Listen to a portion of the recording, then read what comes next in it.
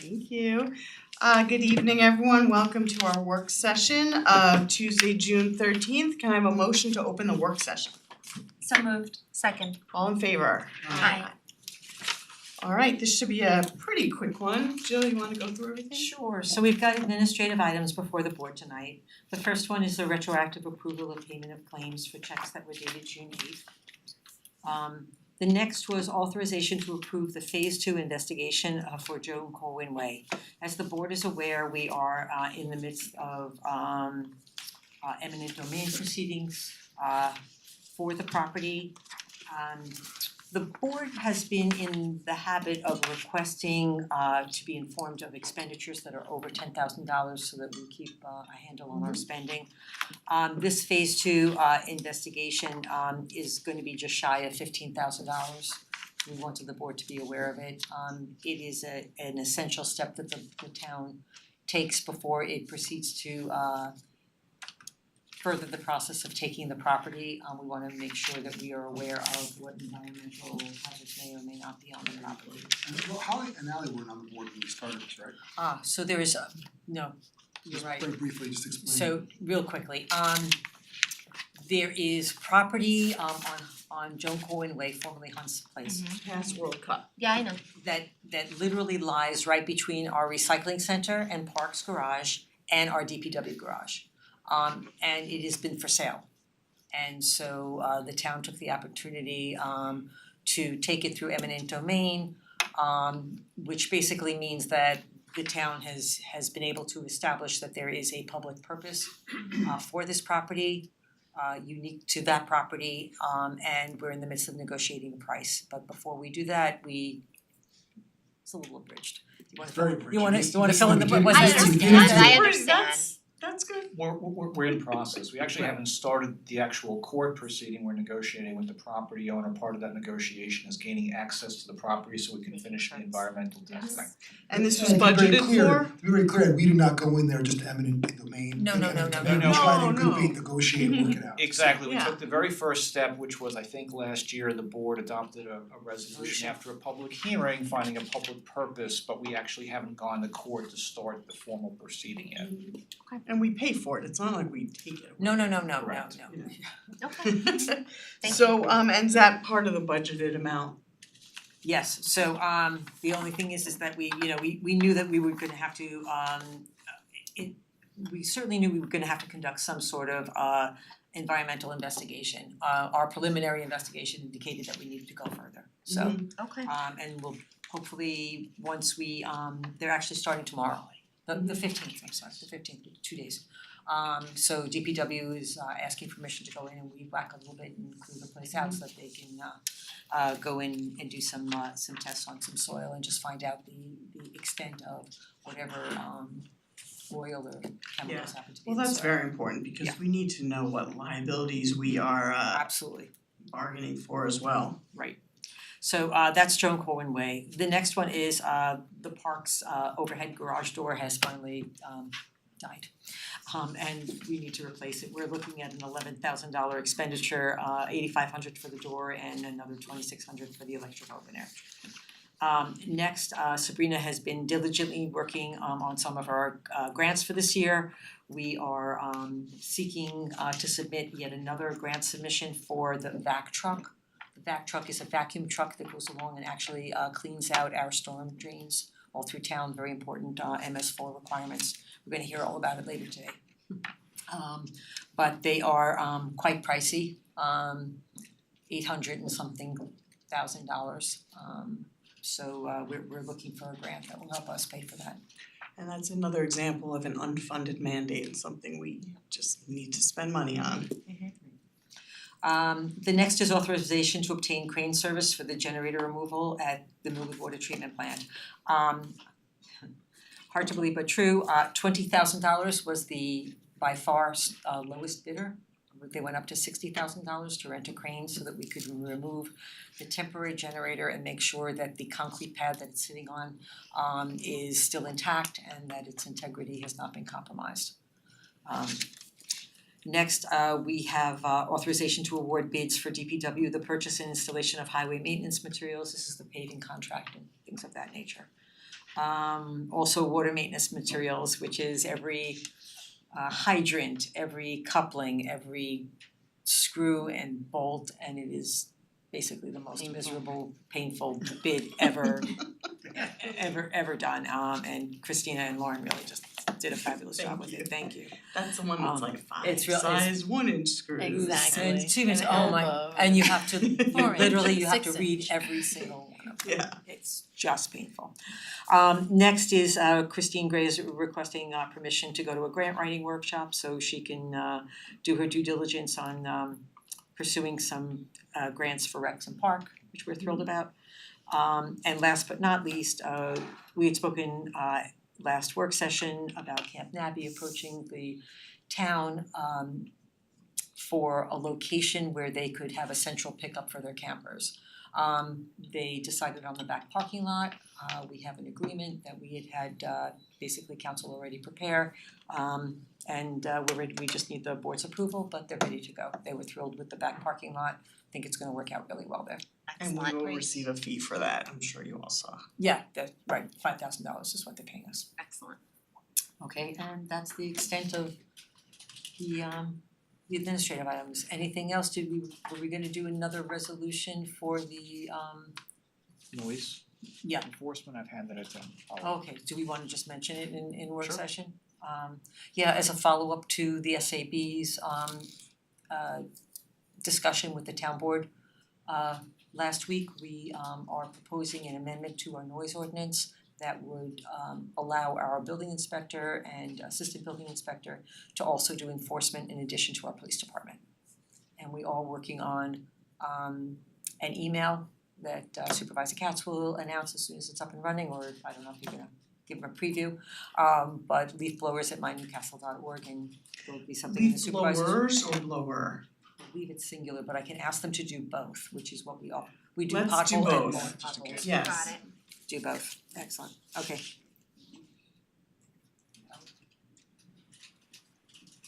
Okay. Yeah. Great. Okay, and Perfect. that's all I've got. I'm also thinking maybe we mention the train station as part of the work session, just to see if anyone has any issues with it. Oh, the parking. Yeah, so remember, I don't know, a month or so ago or longer, I proposed taking some of the paid daily parking and making that general 3-hour parking and move that to the back lot. So what we thought, what's here. Move the paid daily parking to the back Yes, lot. so what we thought, what's here in yellow here is actually non-resident metered parking. So we thought we would take those spots, which are 33 spots, we're gonna move them right when you go over the bridge, right along the wall over there, right along the train tracks, so there's actually grass behind it, so you can put up signs that say daily metered parking, non-resident. And then these 33 spots will become regular, 3-hour parking spots available to anybody without a permit. I'm still, sorry, can you So repeat? Jill, was this in the backup documents? No, we talked about it today. Okay, so I didn't get one of these. Oh, I'm sorry, I only made 3 of them. I'm showing it to you right now, but see, oh, okay. so it's these yellow spots right here. Where are they going? They are gonna go, so it's not on this, Okay. but if you go past Bobo's and you go over the bridge into the back parking lot, if you go over the bridge and make an immediate right, it's along the train tracks. Okay, You know, Like, we're so gonna they're get the big, facing the big train one? tracks, thank you. not in the aisle. We're gonna get a bigger picture so we can see. So I just wanted to kind of let the board know that that's something we think we're gonna do. I think it's great because we're gonna free up 33 spots. These tend to actually be also the closest ones to kind of the rest of the downtown. And they're right behind, obviously, Pizza Station and Taco Street. So and they're non-resident and it's not really moving them too much further. And they'll still pay, they still have to get their daily rate and they still need to pay at the train station. Oh, there's the giant one. It's the giant one. So what we thought, Jill and I walked it today, I didn't wanna do like the first spots because I want our residents still to be able My chair. to do Well, that? it might have been easier if we could all get the photocopy. Oh, that it we said, have. I'm sorry, the It's- photocopy it's only not says on that- it. It's not big The enough. photocopy only shows Okay. this. So what we're talking about is moving these spots right The here, ones that are in purple. the yeah. purple ones, which are non-resident spots, starting at like 30. So these will still be for resident parking. So starting around like here, I think it is, right? Or Right here? And then making the 33 that way. And this way we can put up signs here that say, designate those spots as well. So we don't wanna put them within the center because Bart has to be able to plow. Yeah. So if we're putting up, so we'd move them to back here, Jen. Yep. And this way, these prime spots are still available for resident, regular parking permit spots. Okay, And then it if you're- frees up these right here for regular parking. Okay. Right. Just to clarify, the non-resident ones can be used by residents without a permit? Absolutely. Okay. They Yes, can, Yes. but I do. otherwise it's $40 and annually you get a little card that goes in your windshield and you can park And you have to in the right pay. area, right, pay by day. Yeah, Right. just, And for the record, you should do that, I just got a ticket for $50. Parking I machine should've is just right gotten at the I should've train just gotten station when you go to walk. a permit. Could you please, Right, I you can't, don't I have can't to put it hear. in the car. I think it's a good idea, as long as we remain flexible, and we see what changes there are in commuting patterns. Right. You Of know, course. as we go along, and then if we need to switch it back, we can Yeah, we switch can it always You back. can always move things But, around, it's just parking. I think the But principle I makes think it's a sense. good, I think Yeah, it's a I good agree. idea for now. Definitely. I think it makes too. sense. So we're gonna take and order some new signs. And we're hoping that by September, we'll give people advance notice that it's going to be shifting. So Yeah. we'll put up signs up here that say, coming September 5th or whatever it is after Labor Day, that, non-resident parking will be in the south lot and we'll do arrows so people can follow it. And I will say, today is the busiest I saw the back lot, and I think, most people, when they're commuting now, are commuting like Tuesday, Wednesday, Thursday, and not as many people seem to be on vacation now, cause it's right at the end of the school year, there's a lot happening, and there was plenty of parking. So I'm not super worried about moving those spots over there and freeing up these 33, thank you, I know that's heavy. Yeah, I've yet to see the parking lot remotely as Yeah, full so as it had so been. I think it's a great idea, I think it'll free up 33 additional lot of spots for residents to park at or non-residents for 3 hours to go shopping and eating and whatever services, getting nails done or whatever they may want to get done in town, so But I think Great. it's important also to note that we can't rely on this, into the future as we're looking at zoning and new developments. we're not I relying on don't it. think that, but I just wanted to caution that this is temporary and we're just testing it out. Well, it's not technically gonna be temporary, I mean, if we end up needing to take those spots, we're not doing anything other than moving them and making these new spots Yeah, available. obviously, it's not something structural. But I think it's great because people, even now, forgetting zoning, have more places to park yeah, I feel like for somewhere 3 down, hours. It is somewhere good. down the line, we're gonna need We'll to, cross that bridge. We're when gonna we're need looking at to the look at whole the whole parking parking, situation yeah. anyways. And frankly, we're looking at RFPs now for the entire train station area, so that may all change. Right. But I think this is, for now, I think it's actually a great idea, so I'm Definitely. glad you're all on board. Yes. Alright. Good. So we are Anything gonna else? have to, Ed will draft a local law for us because we are gonna have to change the parking sections of the code to indicate where the non-resident parking has been moved to. Like the colors on the map are just gonna need to be moved, and I guess that's in legislation, okay. Yep. Does it have to be like that, or can it just say Well, for enforcement, as designated by the, no, for enforcement, it needs to be Okay. precise. got it, okay. Alright, anything else for the work session? No? I move to adjourn the work session, no for not working. Thank you. All in favor? Aye. Aye. Alright, welcome now to the public town board meeting of Tuesday, June 13th, 2023. Let's start with any announcements. Jill, any? Or- Just a reminder to everybody, that New York State DOT is scheduled to close Route 120 at Kip Street, come July 5th. That project is on schedule, believe it or not, they have moved heaven and earth, and I think they have one last utility to move, but they've actually gotten all the utility work done. So just to remind everybody, it's going to be 6 weeks. 120 will be closed at Kip Street. Local traffic will be able to take a detour up Trip Street to Hardscrabble and back down to Douglas. Local traffic will be able to access, everyone will be able to access their home, but it's just a matter of how you're gonna get there. Okay, yeah, I'm sorry. Kip. Sorry. Trip would be a long. No, that would be a terribly long way. That's an Yes. from Kip to And where? so the truck, Where is it closed? Ollie. Yeah, so It's closed from the bridge, basically, right, from the so at Douglas, unless it's local traffic, but people the have to light. understand that this is not like a one lane closure. So it'll be closed up to Kip, So it is, Yes, got it, from the light up to Kip. yes, okay. local traffic will be able, everyone can access their homes who live along 120. So we're not, displacing anybody, but that's where the detour is. And unlike other projects that we've had in town, this is not like a one lane road back and forth. They are literally opening the entire road. It's gonna be 6 weeks. They have promised they will come in and out. If not, there's all sorts of expensive things they need to do that they don't wanna do, so they're gonna keep it. We've allowed them to work on the weekends, we've allowed them to work extended days, whatever they need to get it done, and they understand that. So by August 18th, they're out of here.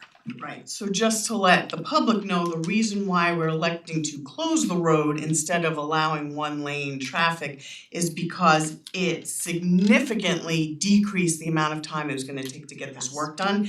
And we want to get it done, given that that's right where the school buses come out, we wanted to get that done before the school, after the school year ended and before it started again. So that's why we're trying to compress it into this time period. And while it will be incredibly annoying for residents, you will be very happy when it's over. And it'll be quite less annoying than if it took another couple months. Right, we have consulted with all the first responders, the fire companies are aware, CVAC is aware, the police is aware. The bus companies have been notified. The bus companies are able to make that local detour where trucks will be detoured quite a bit around. The buses for camp will be allowed to take the local detour, so they really won't be inconvenienced. We've been in touch with all of them. Thank you. How about the residents along that stretch? Have they been notified directly? Yes, so they've been notified as well. The state has been out there. And we're gonna make sure we have a police presence on Kip, Yes. so to cut down on speeding, Right, and just to make sure everyone stays safe. right. One question, any effect on the Sawmill River Parkway? No. No. Entrance or exit? No. Thank you. There is a substantial detour for truck traffic, so those signs supposedly went up today. They're supposed to let us know what they actually say on the variable signboards, but we've also asked them for detour signs locally so that our commuting public is aware of what's going on and where the detours are. So don't worry about it, there'll be more information coming, but this project's actually getting off, so Great. all good. Thank Thank you. Anything else from the town administrator report? No? No. Okay. I will save for my supervisor's report, but the information Jill just discussed as well as additional information will be in there, so I urge you all to read it. Under Community Corner, I just wanna say a happy 4th birthday to Jamie Levine and a happy 7th birthday to Ariel Levine. Yes, they are related. And just wish a hearty congratulations to our Newcastle Gators 8U boys baseball team, comprised of 2nd and 3rd graders from our 3 different elementary schools, and they won the Greater Hudson Valley Baseball Championship. So- Congratulations. Go Gators! As a mom and a baseball player, I'm very Yes. happy to hear that, so congratulations. And that is it. So I think we're gonna move to the presentation of our MS4 report, or can we are we ready for that, or can we move to just public comment, new business quickly? You can do public. Before we do that. So we do have a public hearing tonight on the 50 North Greeley net zero carbon legislation. This is not for that right now, this is just regular public comment or new business for anything other than that. So if there's anyone who has that, come on up. Hello, wonderful people, Hello. and those at home. I Can you just, state your name for the record? absolutely, my name is John Ehrlichie, and I do live in Chappaqua, and I am, the first question I wanted to ask is, I had previously suggested that we do a more of a comprehensive guide to how to get things done in town, who to ask, who to talk to, make in effect a little bit of a workbook to make it easier for our wonderful folks that serve the community, to serve the community by instructing them. I brought it up earlier, it was suggested that I consider doing it after January 1 of the new year, and now we're getting to July 1 of the new year, but again, I wanna put it out there because I don't wanna forget it. I think there are lots of questions that folks have as to how to get things done, what permit, who do I apply to, what am I gonna need? So John, do you have all those questions written out? Don't have them all, I haven't started writing yet, but that's part of the process, and there'll be many edits on it. What I was proposing was a loose leaf binder, so you could just take a page out when there's change, put it in, and then folks will know. I think it'll be unique, I don't think a lot of communities have it, because it involves a good deal of follow-up work, and there are changes not only daily, just like your agenda today, you already had a rather significant addition to the things that you wanted to cover. This will Who's be a gonna work pay in for this progress. beautiful binder? Well, I could pay for the first copy. And then as Can I as ask you we a question, John? Are you saying that every resident or new resident would get a binder, or is this a binder No, I that you're haven't saying? made any determination Are here you- on are you that, sa- but that certainly Right, could but are be you a suggesting possibility. this would be a binder that would stay in town? Well, there would be a master binder that would be there, and then we reproduce, but if somebody only had a simple question, you know, in one particular area, zoning, for example, you could take out the zoning change page and update it, and I suspect it will change week to week, that's why I'm seeing it as has to be a loose leaf type thing. Now, here's people will say, well, why don't we just put it online? Well, the problem, I wouldn't say it like Yeah. that, if it was actual movements, but I would say I would that. say, why don't In we fact, put I it am asking, I online? am you saying know, that. I understand, but there are some of us that I was gonna make a joke and say some of us that are not virtuous or virtual. But certainly having hard copy in your hand type thing. I know I talked to the people at Apple, I always wanted them to do a how to use manual, and Use they your said, phone. are you kidding? So John, I think this could be interesting, I do think it has to go online. I think Well, I didn't say it bless you. wouldn't be Hang on. online. I think it's gonna require town staff to put in a lot of work to do this. Why don't we talk about this offline Okay, and figure out what exactly you're envisioning, who would have this master binder, where is it gonna be kept, who, you know, who's gonna input it online? I know some people don't use that, I mean, it might be helpful to put I a was binder doing- like I this was in the doing it, senior and- center. you can make JPEGs out of them, or you can make PDFs or whatever that can be filed in the cloud. But I do believe that if you don't, nothing will happen unless you get started. So let's talk about this offline, and I'll talk to Jill, and we'll talk about it in the staff meeting, and And I was actually gonna volunteer my time to at least get it started and maybe do a major part of it. It's just what the heck, right? alright, Better thank than you, losing John. money on publications.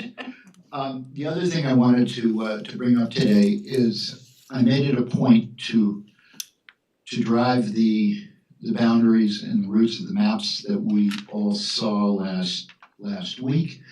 the renderings. And I imagine myself passing Rite Aid and what it would look like with the new things there. And Is this a Rite Aid public comment? Because I'm gonna have you save it until the public hearing. no, it's not that. I'm just saying I went past it and everything seemed fine. That's all. Have a nice day and thank you for your time and your effort. And I'm here to help. Don't forget the Chappaqua Performing Arts Center. It's a good place. Thank you, Thank you yes so it much. is. Alright, any other public comment or new business? Okay, alright, well then we are going to move to the exciting world of MS4 and our requirements.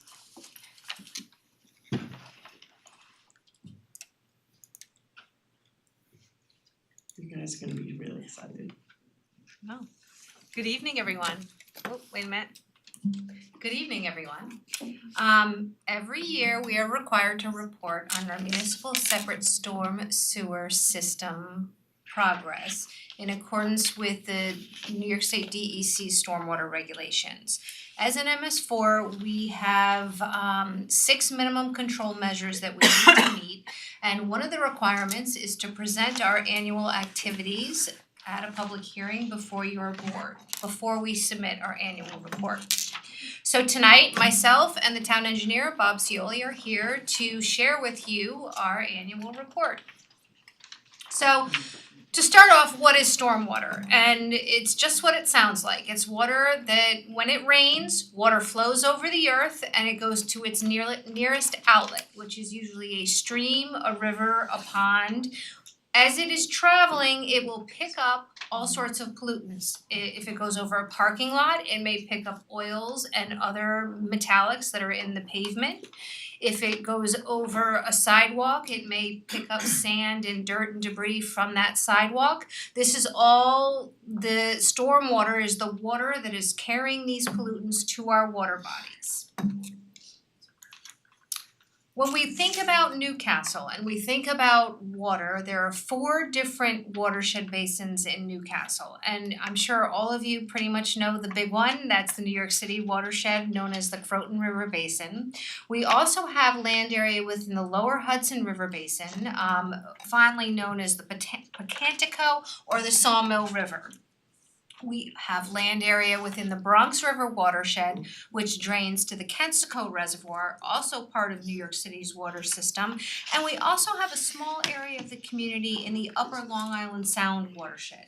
And what that means is that water that falls within those drainage basins drains to those major water bodies. Okay, so you may think you have a little stream running behind your property. That stream is connected to a much larger water body depending on the topography that exists between where that stream is and where the major outlet is. And the major outlet, those are the big lakes, reservoirs, the river, those are the big outlets.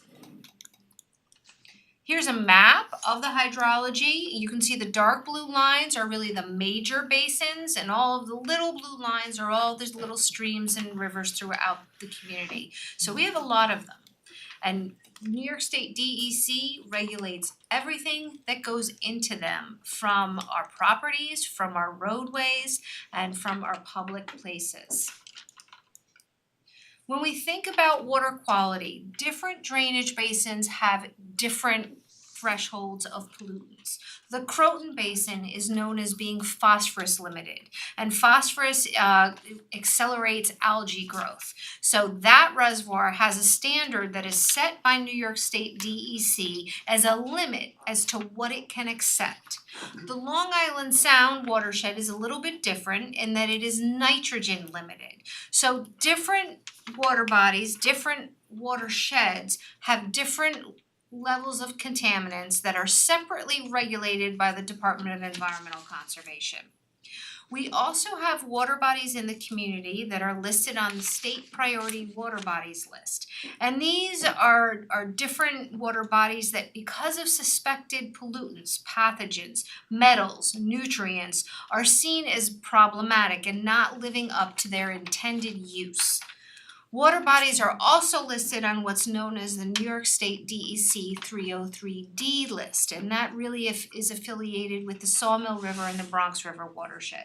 And these different lists are compiled by New York State DEC.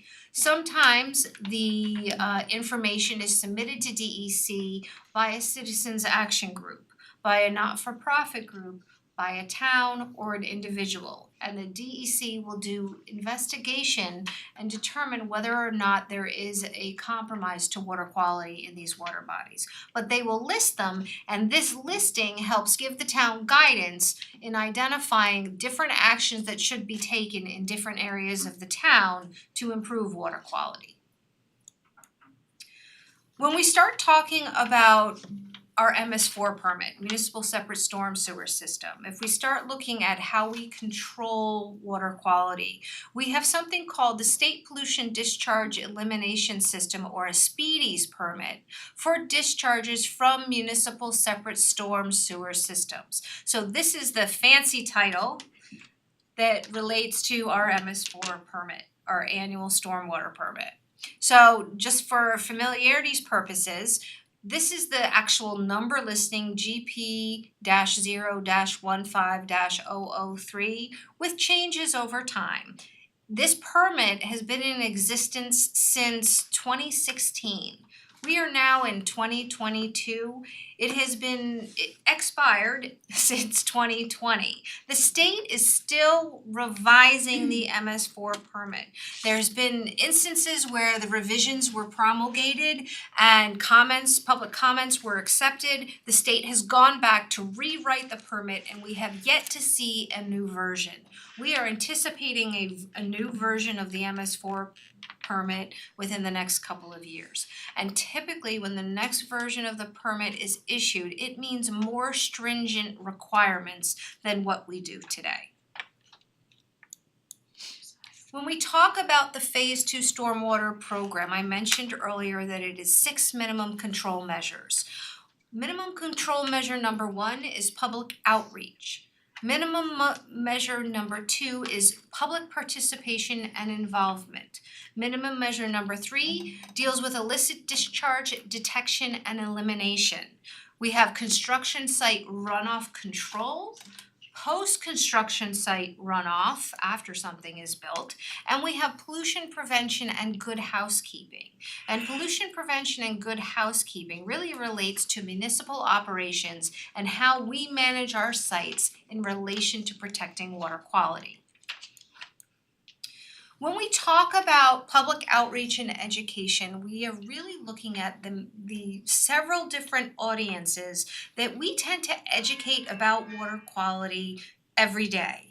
They range from public employees to residences, residential property owners, our businesses, contractors who work in the town, developers who work and live in the town, our general public, landscape contractors, and our board and committee members. And so the things that we talk with them about, construction site management, green infrastructure, recycling, pet waste management, all of those actions, the myriad of detail that we converse with all of these entities on a daily basis, all relates to the protection of water quality.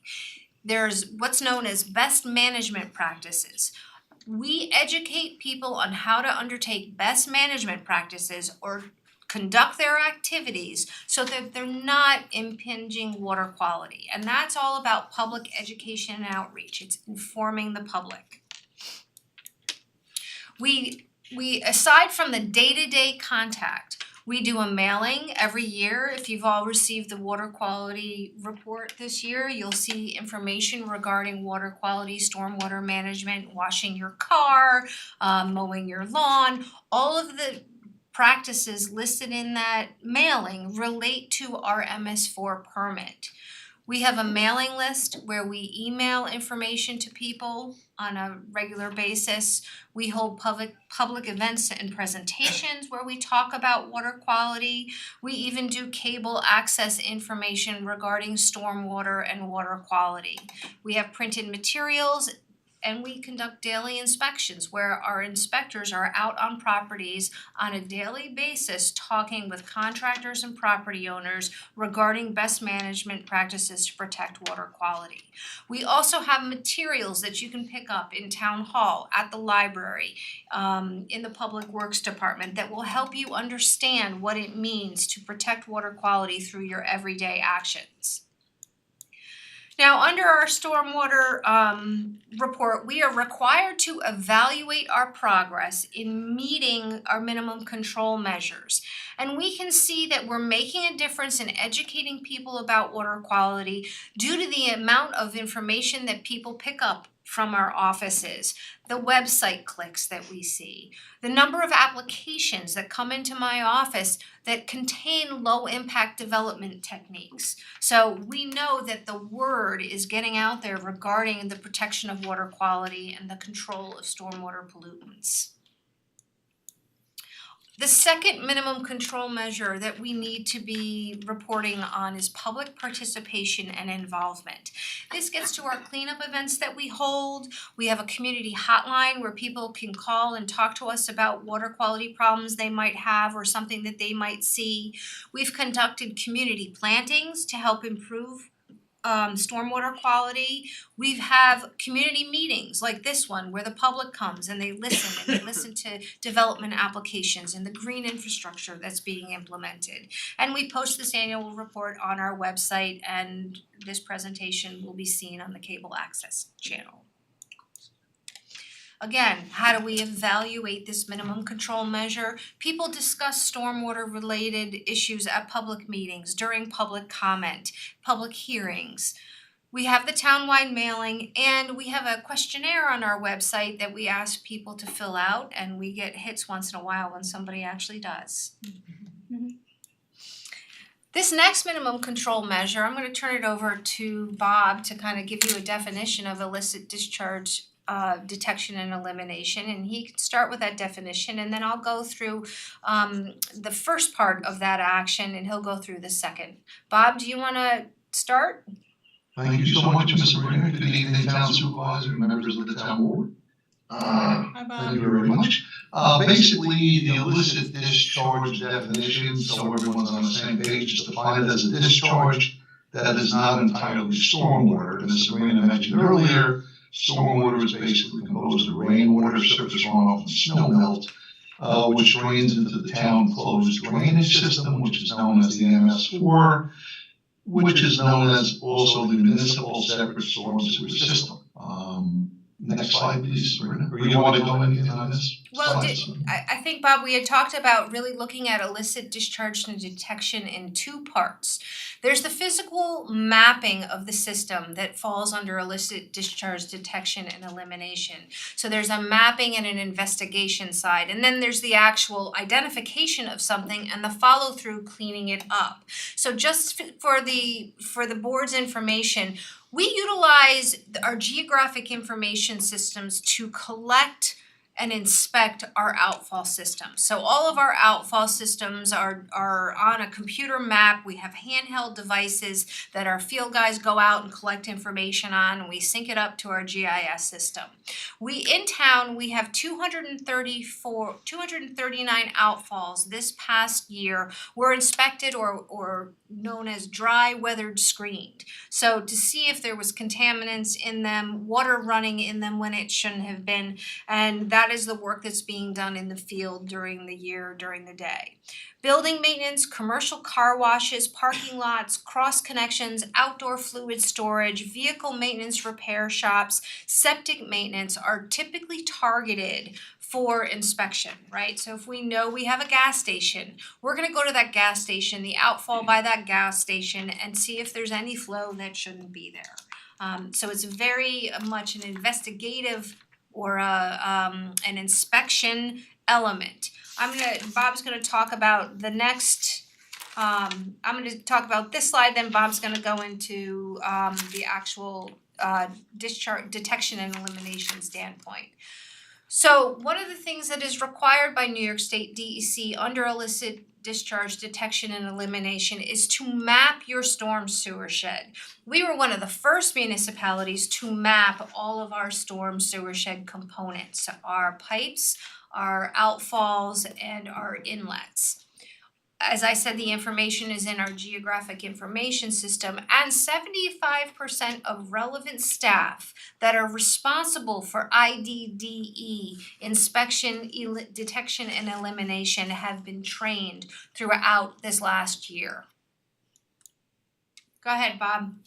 Thank you, Ms. Moreno. Basically, this reporting period, we did not have any illicit discharges. Basically, in this town, we're fortunate that there's not much in this regard commercial development, because the majority of the illicit discharges and illegal connections come from predominantly commercial properties. The only types of illicit discharges we have in this town over the past several years were those of the types where you have a failing septic system, which sometimes flows into the town road and then discharges into the town system, where we work with the Westchester County Department of Health as well, which they give them a notice violation, or we give them a notice violation as well, and then they do correct it by either fixing or remediating the existing septic system. Next slide, please. Next minimum control measure is the construction runoff site control. Basically, this is designed to basically reduce as much as possible the amount of erosion and sediment that comes off the site during construction.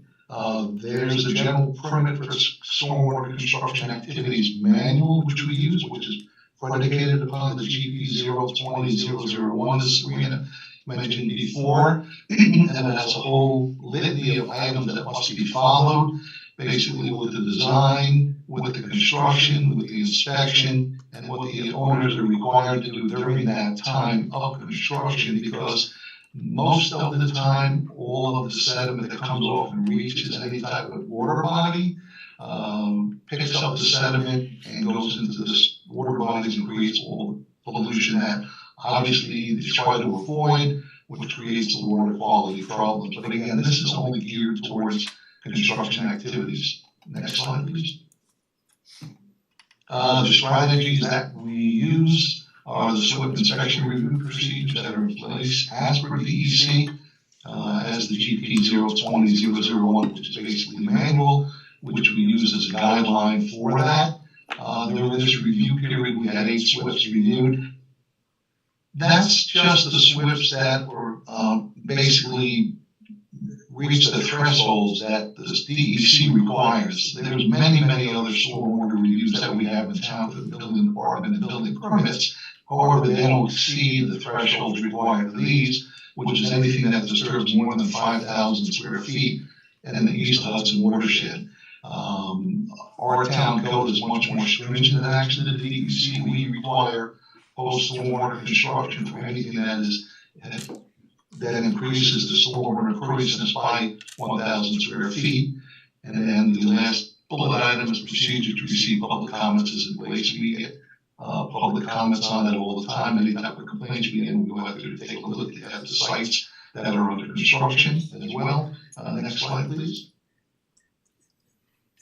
Some examples of what the basically minimum code, I'm sorry. This is the next minimum control measure 5. This is the post-construction runoff control. Post-construction runoff control is basically everything that needs to be done, which precludes any type of runoff after construction. In other words, there's a New York State Design Stormwater Manual, which we use as guidance to design any type of stormwater system that needs post-stormwater management construction. Basically, any type of retention basin, any type of sand filter, any type of infiltrators, any type of low impact development, green infrastructure, it's all in the book. And this is very critical, not only during construction, but what you need for construction, because this mitigates, attenuates, and reduces the water quality to the standards that the DEC requires, and it also reduces the flooding that creates many problems in town as well. So that's what minimum control measure is all about. post-construction runoff control. Next slide, please. This is an example of two of the basins that was constructed during the Brandywine construction, which is off Brandon Watt Drive. The photograph on your left is basically the northern basin, which basically picks up everything from the north part of the subdivision, heading south towards this basin. That's just north of Cynthia Court. The photograph on the right represents the basin, which is composed of several smaller basins, which pretty much treats 4 lots south of Cynthia Court, and it treats everything, it mitigates it, it attenuates the peak flows release, which is in cubic feet per second, and it also attenuates the volume of runoff and water quality before it gets into the downstream areas. Next slide, please. Basically, these are the strategies that were implemented during minimum control measure. We have 3 active construction projects disturbing 1 or more acres in town. One of them is Toll Brothers, of course, the East Village. The other one is a project being done by the East Hudson Watershed on Fort Mill Road, and another one was a residential property. All of these sites are routinely inspected by the engineering division, which is required by DEC. Terry Rowe goes out and inspects those all the time. In addition, on the bigger sites, commercial sites, and major subdivisions, the applicant's engineer has to perform inspections as well. So it's like a redundant system where they do the inspections, keep their own reports, review the inspection reports, and also we go out and keep track of what they do. So it's a good system, and it makes certain that everyone's on the same page during the constructions, especially of the major construction sites, commercial properties, and major subdivisions.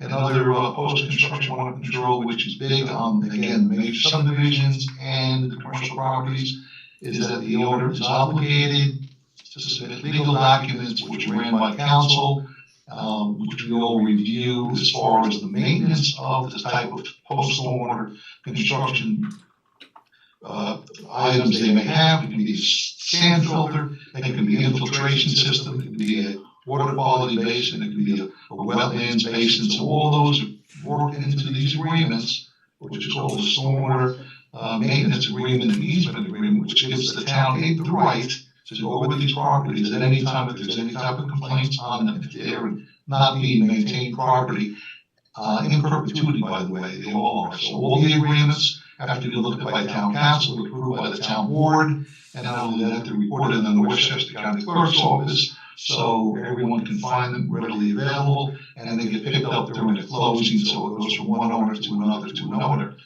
Next slide, please. These are evaluating measures and the progress. All construction projects that are required are to have to submit the SWIPs. We make certain of that in our department. And the stormwater practices and associated investment practices continue to be focused regarding project review and approval, and they're all implemented. Any project that goes before the planning board, the zoning board, even at the building permit SWIPs as well. Next slide, please. Post-construction control 5 obviously is a big item. Strategies implemented. There were 5 post-construction stormwater management practices.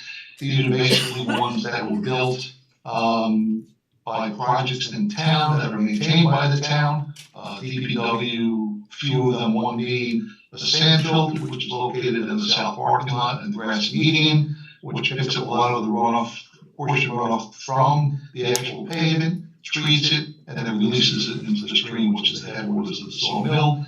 And another post-stormwater management practice is a hydrodynamic separator, which basically filters out any type of sediment and debris in that to a certain storm event. And that is another one located in the actual Woodburn parking lot, which is located behind Bank of America. And then another one is located that was just put in for the Chappaqua Hamlet Improvement Project, which is located behind Dunkin' Donuts, which is also a hydrodynamic separators too. In addition to that, there were 275 catch basins inspected, 275 clean, which is all owned by DPW or carry. And then they keep Excel spreadsheets utilized to track post-construction BMPs as well. And on top of that, you have local law, which is chapter 108A, 108B. 108A is basically with the stormwater management and erosion and sedimentation control.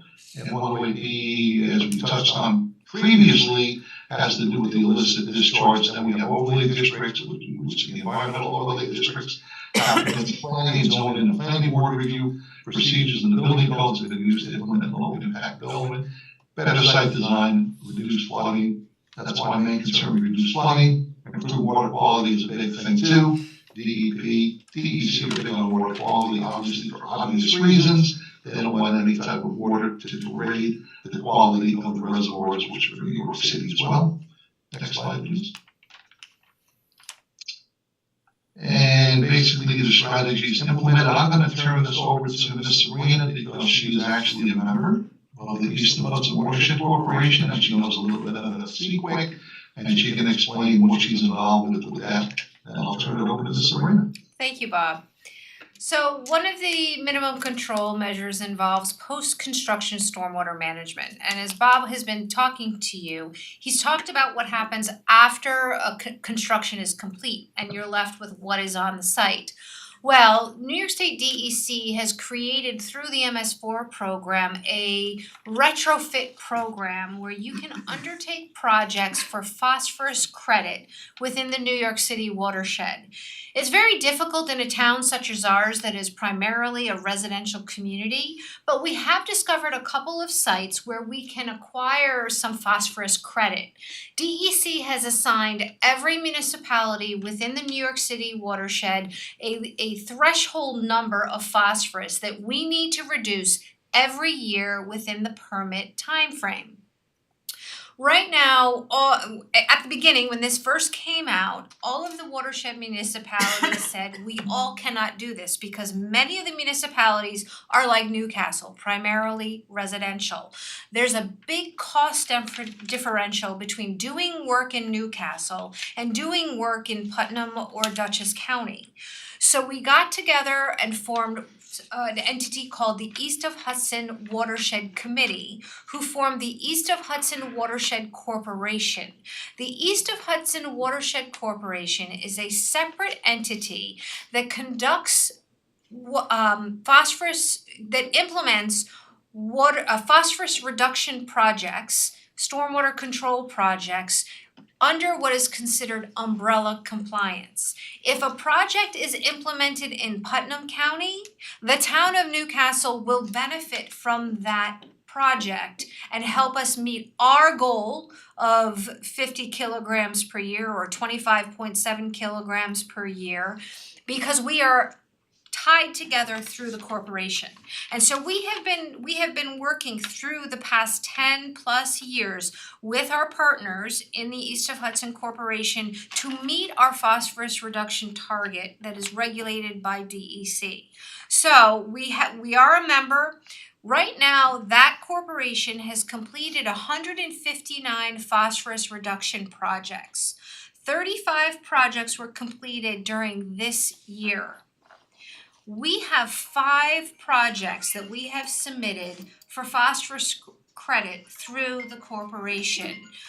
We have a project in Burden Preserve. We have a project on Shether Road. We were able to obtain credit through Chappaqua Crossing. And we have a project on Court Mill Road. And we've had our very first project go into construction this year. We are in the midst of finishing that project. We likely won't finish planting that project until the fall, but we will be able to obtain credit under the program for doing that project. So it's very exciting to have a project in our town. Good job, Sabrina. Do you want me to do this, Bob, or do you want to do this one? Go right ahead, Sabrina, you're on a roll. Okay, so our last minimum control measure is minimum control measure 6, and this is really stormwater management for municipal operations. So our town conducts a lot of activities that could impact water quality. We maintain our streets. We have bridges that we cross.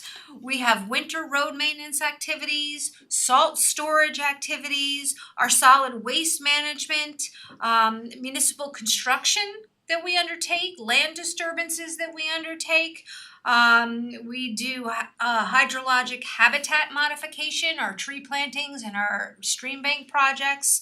We maintain right-of-ways. We have our parks and our open spaces where we maintain grass and leaf blowing.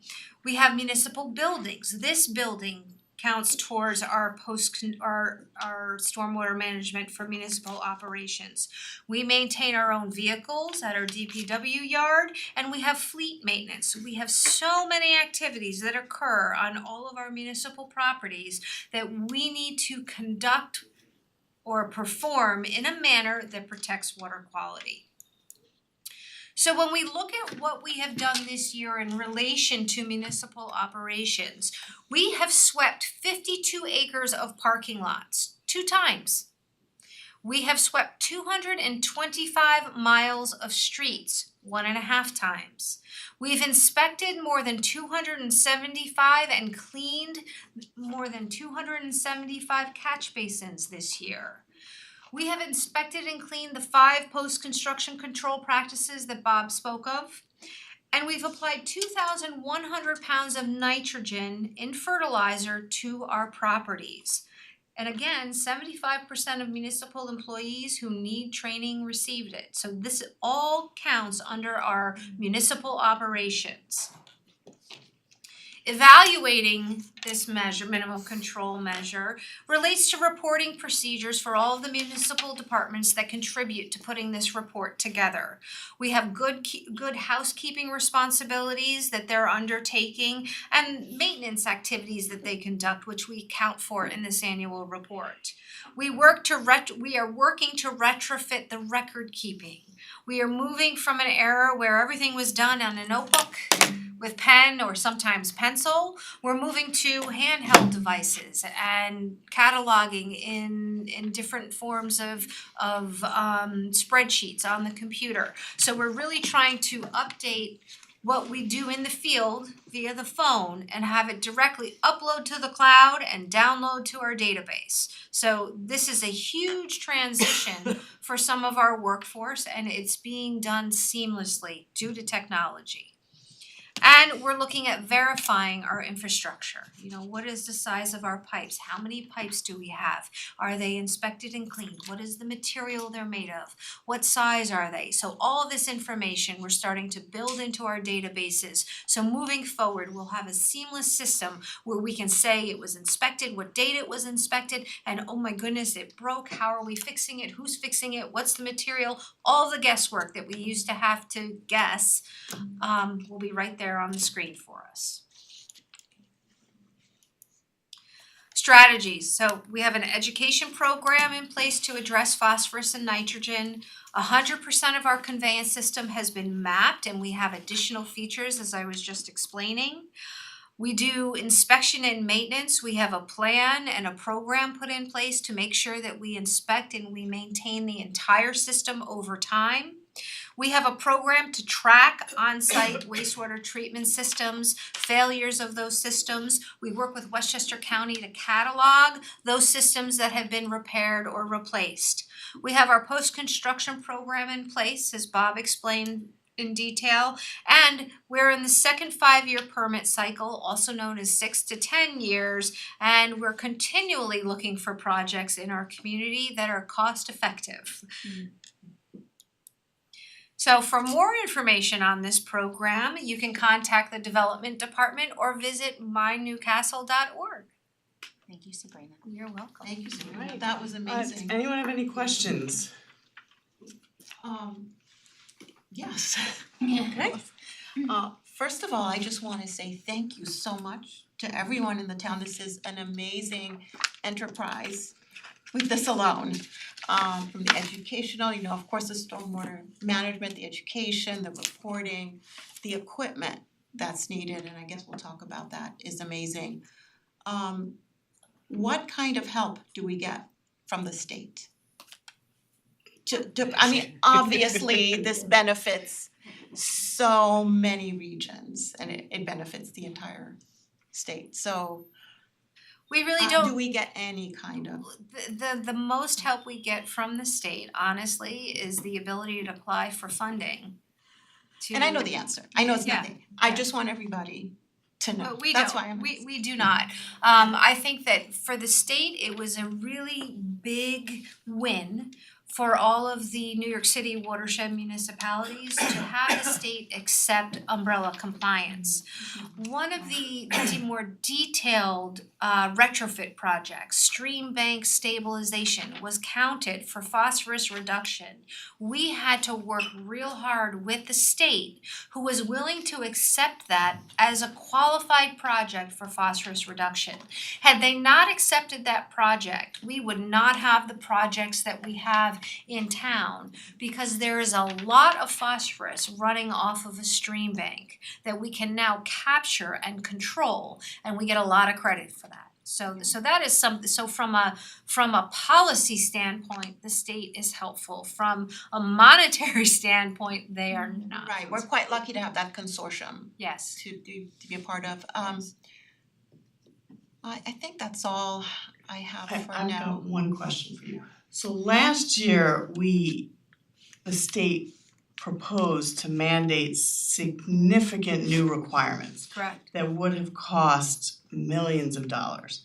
And we were successful, along with other municipalities, to be able to lobby to stop that, at least for now. For now. So have you heard any updates about anything that may be coming kind of downstream? Not yet. Um, They've been quiet since that. Okay, that's good. Yeah, but you're 100% right. The draft permit that came out included an extensive amount of changes that would cost unbelievable amounts of money for each of the municipalities due to the level of detail that they were regulating, the And again, monitoring. we're unfunded. And unfunded. So we were very successful as a community, working with other communities doing the same thing, trying to quantify that expense and submitting comments to DEC, who have yet to promulgate a revised permit because of that.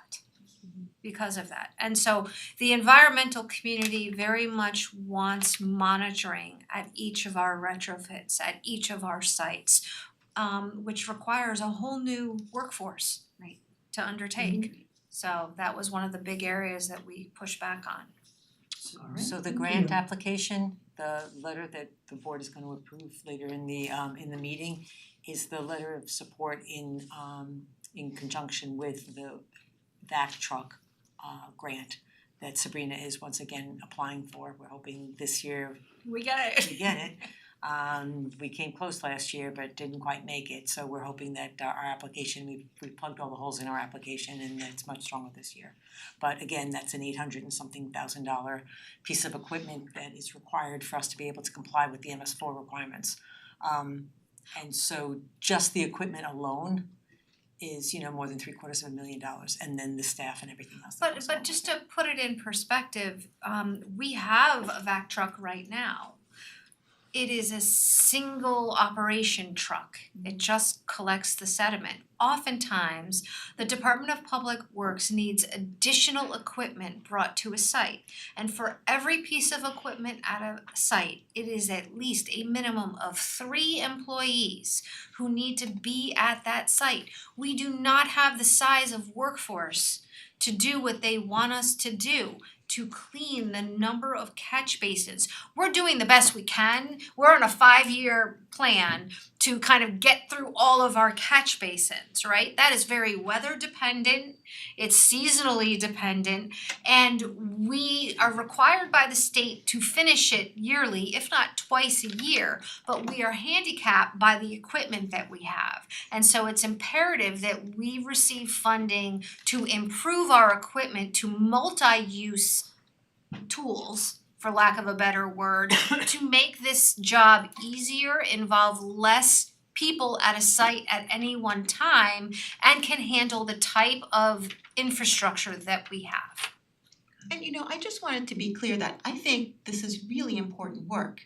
I think it needs to be done and water quality is really crucial. And so I think this needs to be done. I just think it's unfortunate that the state is just leaving municipalities to do it on their own. Right, It's a big undertaking. big. I mean, it was their requirements that we successfully fought against were gonna cost us upwards of like an additional $6 million. It was a lot of money. It was cap busting.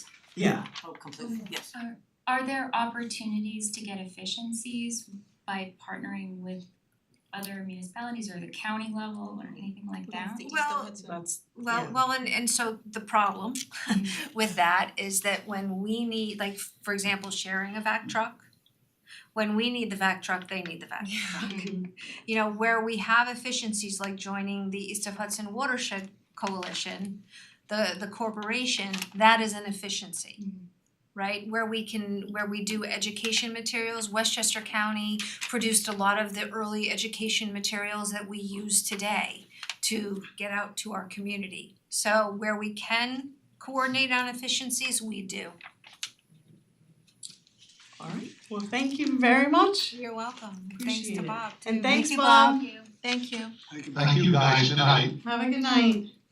Good night all. Alright, so now we are going to turn to our public hearing that's been previously adjourned on the North Greeley Net Zero Carbon legislation. You missed public comment already. We started early. We did, okay, you can come on up. If you have additional public comment, come on up, we swapped them. Thank you. Gotta be here on time. I wasn't. Go ahead. Just state your name for the record, Rob. Rob Fleischer, Oak Hill Road in Newcastle. I wanted to speak to you, I'm not sure if you spoke about it in the supervisor's report or if you bypassed that. Also in those I didn't 4 say minutes like anything in this. the supervisor's report. There was a bill passed this, I guess it was Saturday morning, around 1:15 in the morning, by the State Senate. The State Assembly had already passed it, that consolidates all town elections throughout the state of New York into even years. Which basically means that right now we have a system where each of you run, and any of you who have run either in 13, 15, 17, 19, 21, and this year will be 23. They'd like to change that so that moving forward, all those elections happen only if there's a presidential election or a governor's election. So last year, And congressional, excuse me? and congressional. And congressional.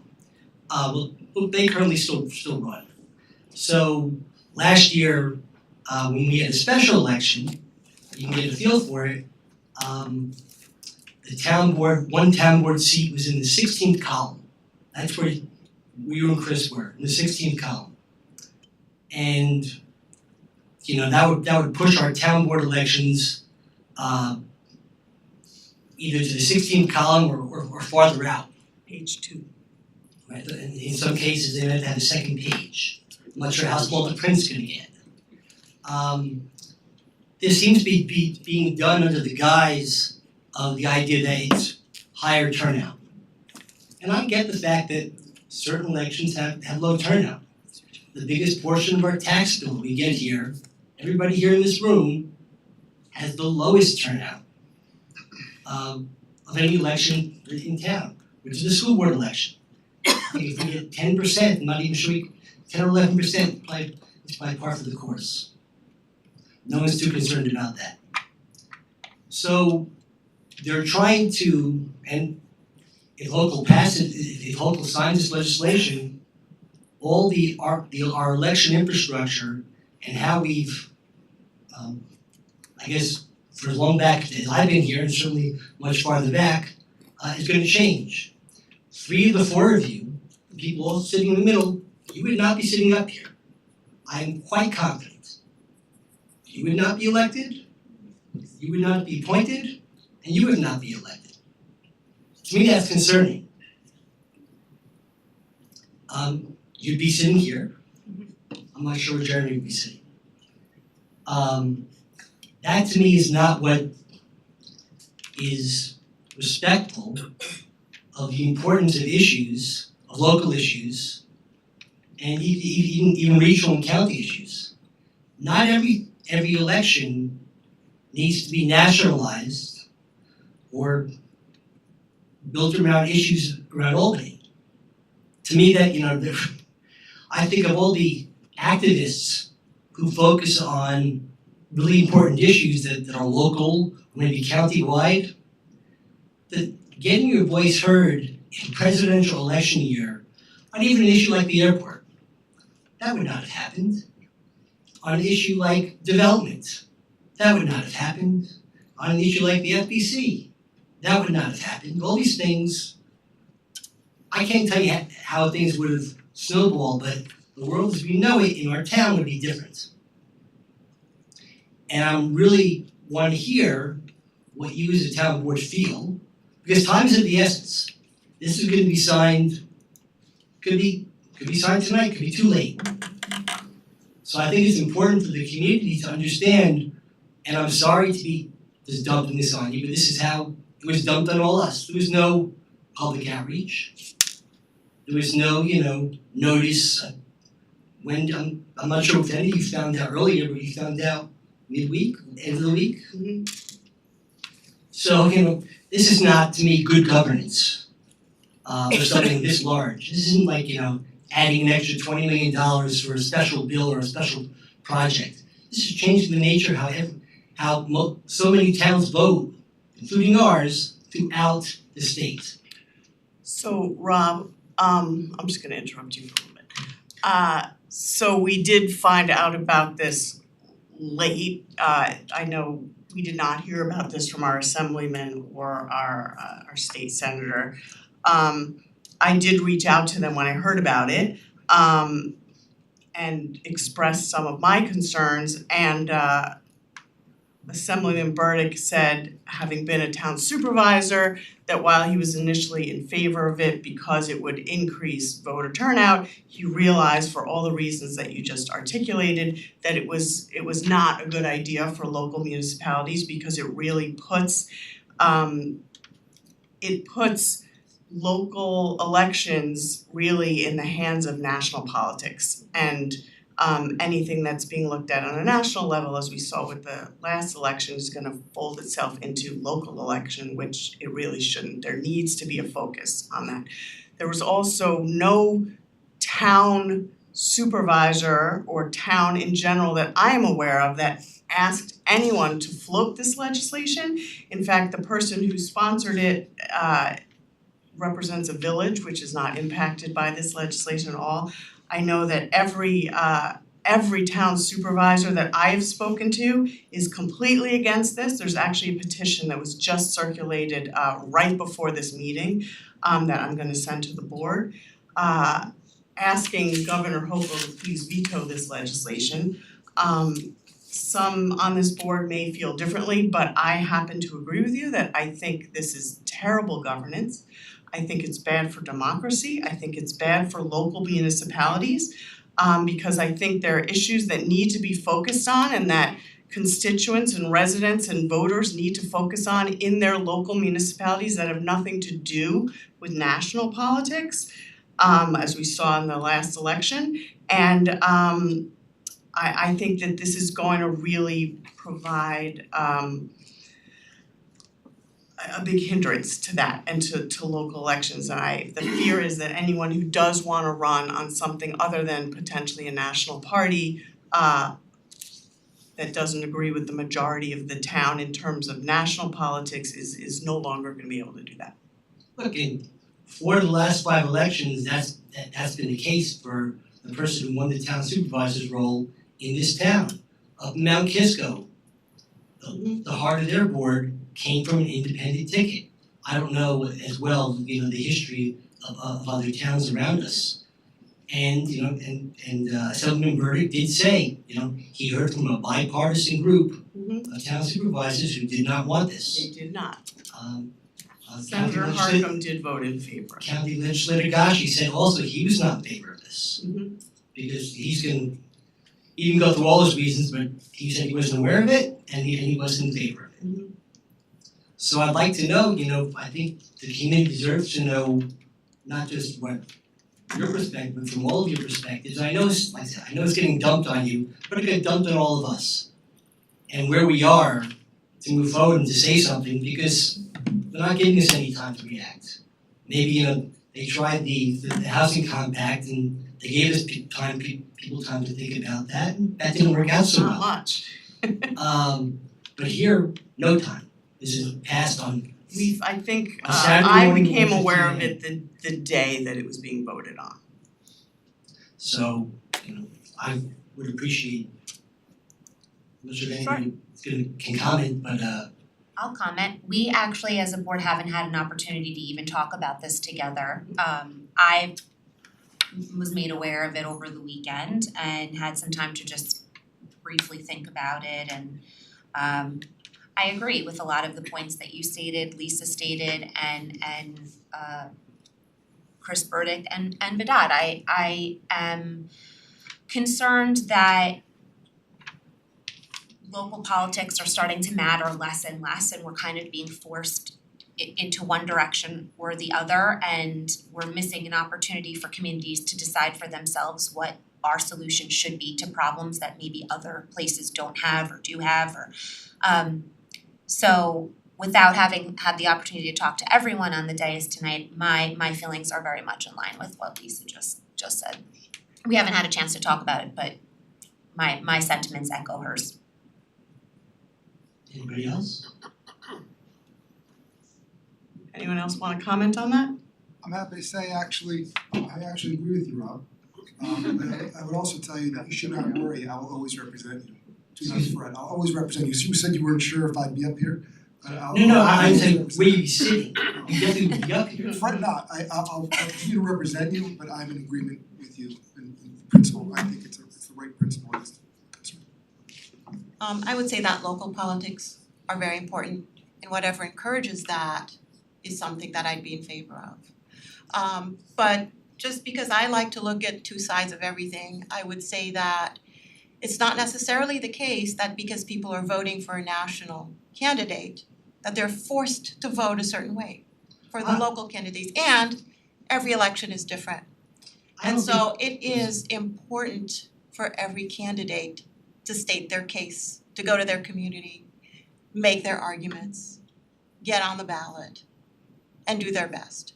I know that the tide can be against people at times if it's an issue that's hard to communicate about. But just you're making a lot of assumptions. You're assuming that people will necessarily vote a certain way all the way down a line. And that has not always been the case. That's the motto of one of the Right. parties. So, I think that exactly.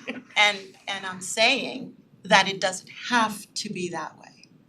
If there's something that's important enough to a community, it's up to people, not just candidates, but it's up to the entire community to come together and vote for the best interests of their community, however they may see fit. So I don't want to discount personal responsibility. Okay, people are not being led on a leash, and people have to be responsible for their decisions. So maybe the motto of our So, local democratic committee should no longer be vote A all the way, it should be vote what's very important to you and make sure you're looking at local issues But as the well. personal responsibility is the fact that people don't exercise the personal responsibility. This is the answer to that. Correct. Because we all have It is. we all have the opportunity to vote. I think it's never been easier to vote, and I'm all for all those things that have happened. I think that's great. The absentee ballots, all those types of things. The early voting, all good. But people, they're trying to find a different way to make you exercise your responsibility, and I think probably the people in this room don't represent the typical person, typical voter in our town. And they're probably more educated and more involved in local issues. And there's so many, you can see the turnout, the difference between a local turnout for a local election, with maybe 30% or versus 70% for a national presidential election, those other 40%, they have the opportunity. So Holly, did you have any thoughts on it? Well, yes, first I'm trying to disregard the fact that I think it's been implied multiple times that my election was not exactly legitimate, it was based on I think- national politics I and think you benefit from being an even year. I'm not, I don't, I'm not gonna say that I didn't, okay, so But- that's all I'm saying. but I don't think that that means that the vote of the community last year was not representative of the community. I I think couldn't tell you. So I'm just trying to put that aside. I do, however, generally agree that when someone goes to vote for their local representatives, they need to be considering the local issues and what's important to them. I personally always vote. If there's an election, I vote in it. I have no doubt. And New York's structure does put quite a burden on the voter. There are a lot of different election days in different years. I do think that more engagement is better, and I would like to give the Assembly and the Senate the benefit of the doubt that they're just looking to engage more voters by consolidating. However, that should not come at the cost of local elections reflecting the local issues. You know, So I'm gonna be circulating that petition to the board, so I don't know who's gonna sign off on it, but I guess you'll be able to see it's all public. yeah, it's just really disconcerting. Okay, I thank you for the time. I agree. And I thank you for all your feedback. Alright, thank you so much. Alright, so any other public comment we did that's not related to 50 North Greeley? Okay, so now can I have a motion to please open the public hearing on the 50 North Greeley net zero carbon legislation? I move to open the public comment. Second. All in favor? Aye. Okay, so before we get started, I wanna just give a brief history, but remind people, if you want to look at the current model of the proposal, it is right there in the corner, hopefully not being knocked over by Mr. Fleischer. If you do want to comment, there are also cards back there, index cards. If you can just write your name on those cards, and your address, they come up here, I read them so it's an orderly fashion. When we do speak, we're not going to berate each other, we are going to speak about the legislation, speak about the project, not speak about personalities or be mean to each other. Alright, in terms of history, I just wanted to give a little brief. I was gonna ask, is there going to be a public comment section regarding, where we speak regarding the? This. Yes. Yes. Okay, great. Yes, So yes, if you but haven't fill out a already, card. There's index cards in the corner over there, so just put your name and then pass it over to our town administrator, so we just have your If name. you would, anyone who would like to speak, please write your name on a card and it'll be handed out. We forgot to check to see if there was a raised hand. Oh, were there any raised hands for public comment? Oh, there was, I'm sorry. Okay, it's not gonna be part of the public hearing, but we will look at that, yes, thanks. Just I open the can't public tell who hearing. that is. Yeah, that's it, just so we There are can pull it two, up. there's two of them. I don't have my. Roxanne. Roxanne, yeah, we can, you're unmuted. Just write your name. I want to comment on the North Greeley thing. Yes, we're not there yet. That's what's coming up next. So hang on and we will make sure to call on you. Alright, thank you. Okay, so just to give a little brief history. So the 50 North Greeley, that is the, for those of you who are unaware, that is the former Rite Aid building. The town board was introduced to this project in November 2021 when we received a letter from the property owner, Don Feinberg, describing a proposed development. On June 22nd, 2022, the applicant team made a more detailed presentation at a town board work session. I think it's fair to say that the presentation was well received and the town board did encourage the property owner unanimously to engage in outreach efforts, particularly with the residents of 149 King Street, so that neighbors and residents would be informed, and that I believe was done last summer. In September 2022, the town board received a formal application from the property owner to move forward with the project. In November 2022, the town board referred that application to the Newcastle, and the Westchester County Planning Boards and declared its intent to be lead agency under SECRA. At each step of the way, the town board has expressed support for the project, and each of our resolutions moving this project forward to date have been unanimous. In January 2023, we had 2 joint work sessions with our planning board, during which certain planning board members expressed some concerns. And since then, the planning board has continued to have comments about that. At some point, and I didn't write down the date, the town board also unanimously formed a working group consisting of 2 members of the town board, 2 members of our planning board, and 2 members of our architectural review board, or board of architecture review, whichever way you like to say it, to work with the applicant to collaboratively look at issues that are coming up both in public hearings and concerns that are expressed by those boards. The last one of those meetings was actually this past Thursday. And again, there are 2 members of the planning board, architectural review board, and the town board were there, as well as our planning department and council and the applicant. And that was a public meeting, and it was I think the meeting actually went pretty well. And the thought of the working group was that we wanted to work collaboratively with the developer to incorporate comments that we're hearing at the public hearing, to see what changes can be made to the project.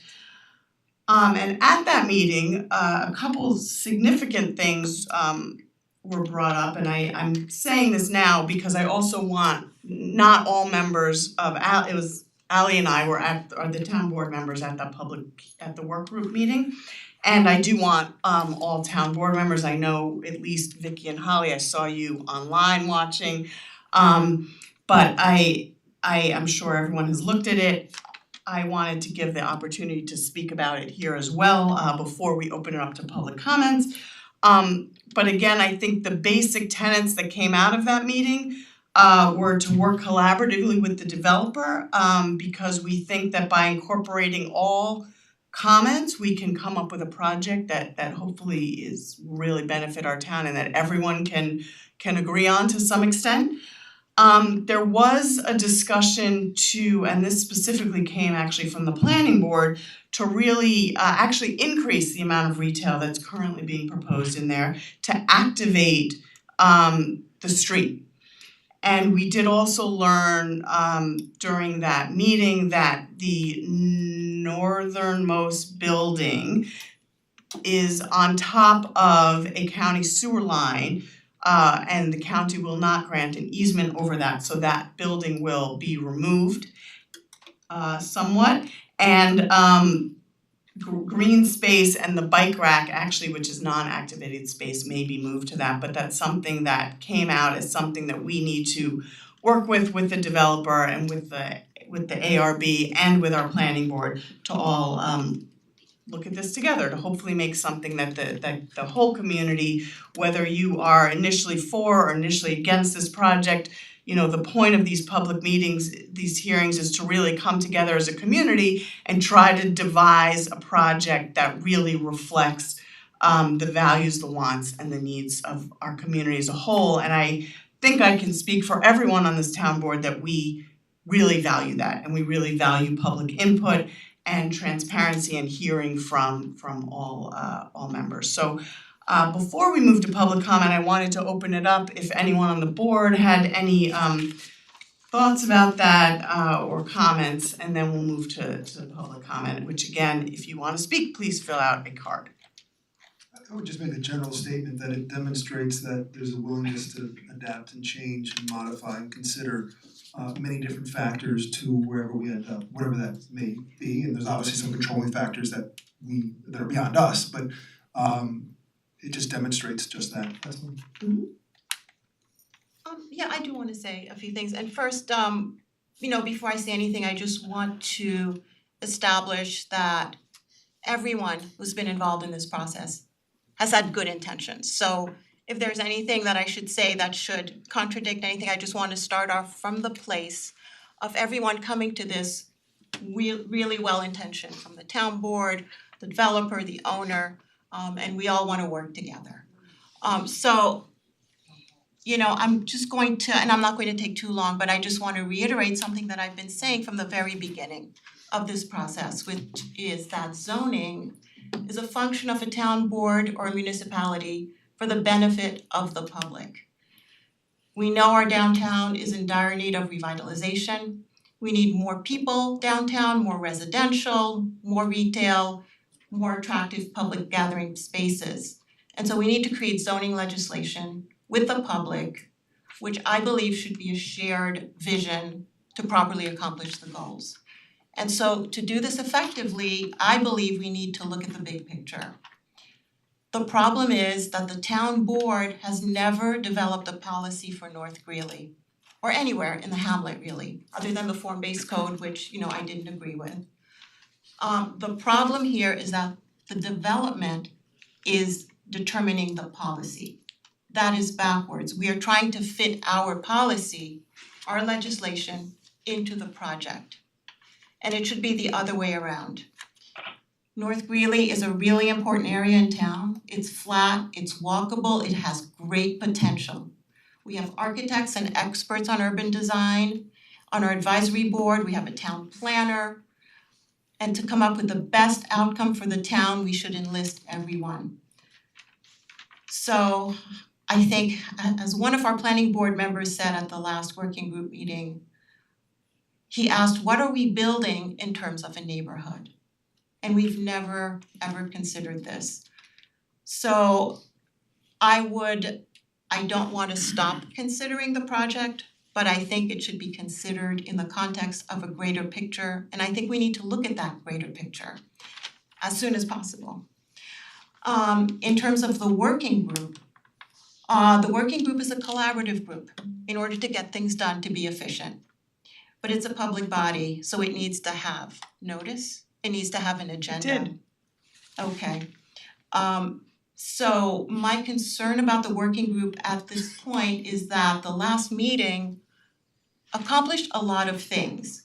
So there were directions that were given either to the developer or to the planning board. So for instance, to add retail beyond the 4,000 square feet, to reconfigure different entrance for the building, consider the Metro North commuter lot for parking, look at parking across the street. So in other words, a lot of decisions were made that did not include the town board. Vicky, no decisions were made at all. And there was direction given to the developer to do a lot of things.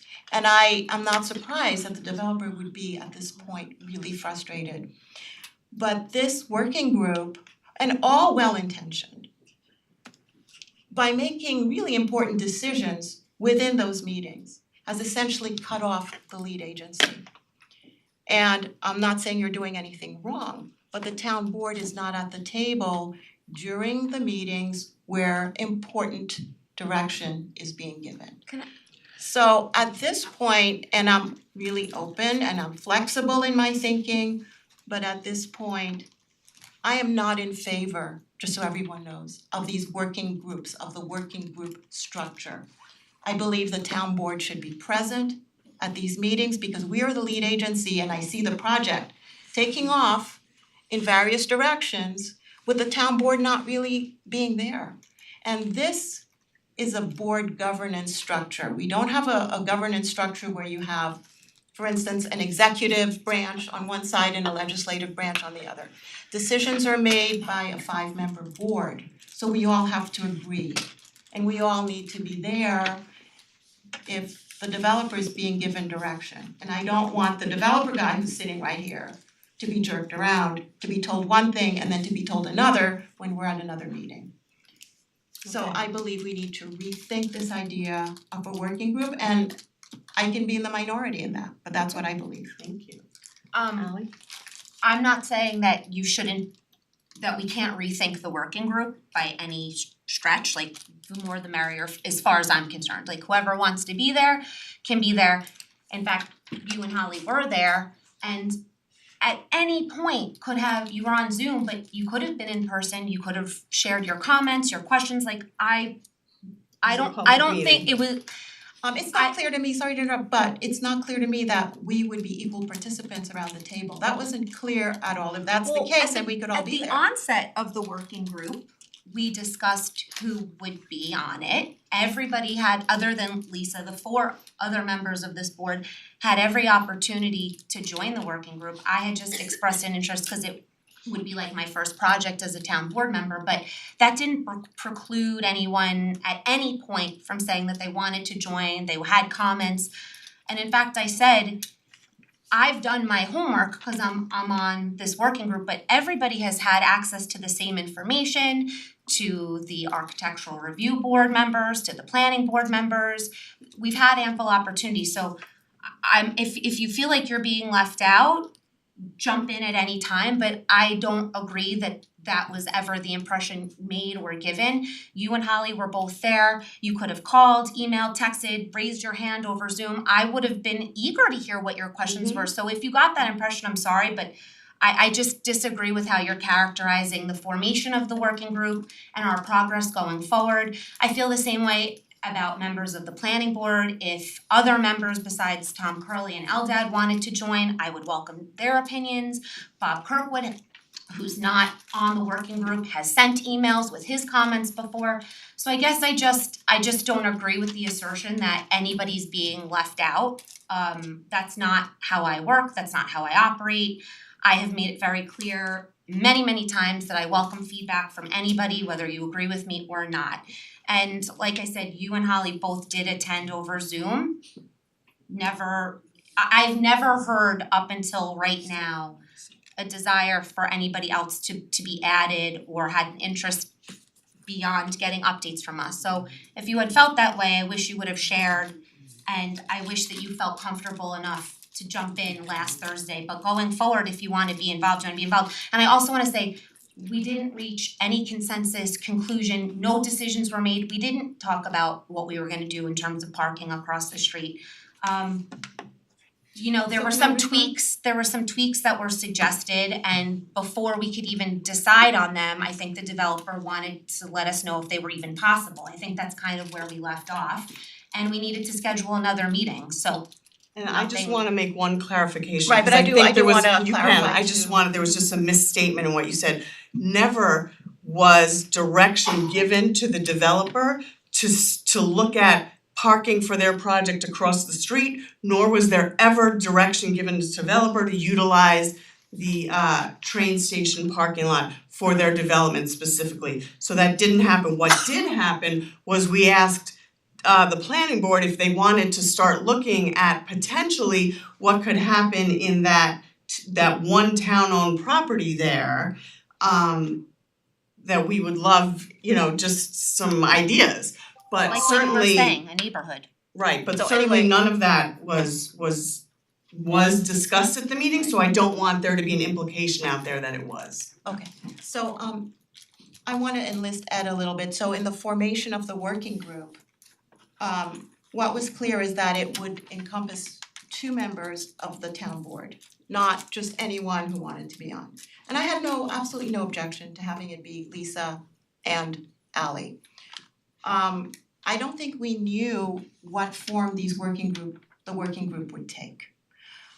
It wasn't clear, it was clear to me that the working group would have a certain direction within those meetings, but that's no longer the case.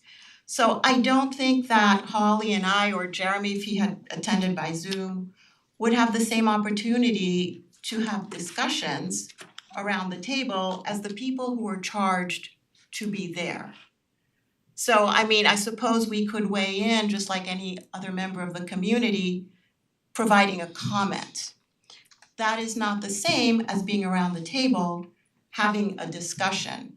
I'm sorry, I way- really Vicky, disagree. that is not true. I strongly You are one of disagree. 5 votes. I'm sorry, So, I you don't, know, I totally disagree So- as well. disagree. Anyway, so is it the case then that the entire town board can attend and participate in the working group? Because that was not the case. Yes, it is a public meeting, members of the public can show up, which Well, they I'm did. asking Ed You at were this welcome point. to do that, you So didn't Ed, do that, but we formed the working group and stated that only 2 members of the town board could be on the working group. And therefore, it wouldn't be like a town board meeting. So if we're now saying that every single member of the town board can be there and participate, wouldn't that now be a town board meeting? As I recall the discussion when we formed the working group, there was never any consideration given to it not being a public meeting. It was always the case that it was going to be a publicly noticed, publicly held, And that's not my live question though, streamed but yes. meeting. I think the question then and now is what's the best tool for the job, for the task? And I think the discussion then was, we had 2 joint meetings with the planning board, where both full boards sat in this room in January and had a very, what I thought, productive, positive discussion. But then when we moved into, I guess it was February, the agenda for that first working group meeting was really to blue pencil the legislation, and we did that. We edited, made changes, just wordsmithing and kicking around different ideas, and I think the idea was that would be more efficient and productive in a smaller group. Now, at the last working group meeting last week, we didn't have an agenda, and so the agenda was just to discuss the project. well, and then so the discussion was a bit more wide-ranging, and a lot of time was spent talking about approach. And it was similar to in my mind, to the conversation that the boards had back in January. Sort of more of a high level, is this the right approach, as opposed to more nuts and bolts, this is the legislative language, do we like this, the way this is said, that word. So I think going forward, the question for the board is, what do you need? What are the next deliverables, the next steps, what information do you need, what work has to get done, and what's the best way to accomplish that? Well, and to add on to that, that's the reason, and no decisions were made, and that's one of the major reasons that I wanted to open it up now to have that discussion, because it did evolve, as conversations often do, into kind of larger, big picture things, which is why we're making sure right now to bring it back, even though you were on the call, to bring it back right now to make sure we have those discussions, because every member of this town board has 1 vote. No decisions have been made, no one's going behind your back and doing anything. Everything thus far, as we've said, has been unanimous votes of this 5-member town board, and we will continue to have votes of this 5-member town board. So I No don't see how decisions on- excuse me, anything you're could be interrupting me. behind anyone's back. I That's know, not but you're possible. interrupting me. No decisions have been made. Now, with regard to, rezoning, as you said, I think that we've been talking about the need to create additional housing opportunities in the Chappaqua Hamlet for years. In fact, it's a major goal of our 2017 comprehensive plan. I think it's very, very important. And while I'm not opposed to looking at rezoning the other side of North Greeley, I think we need a bit of a reality check, because firstly, that was something that people didn't want, and one of the reasons the form-based code was voted down. And I think most of those lots between the Verizon building and the post office, especially on that side of the street that are most impactful to 149 King Street, are 1/10 of an acre in size and privately owned. So until someone can combine multiple lots, they have very limited redevelopment potential.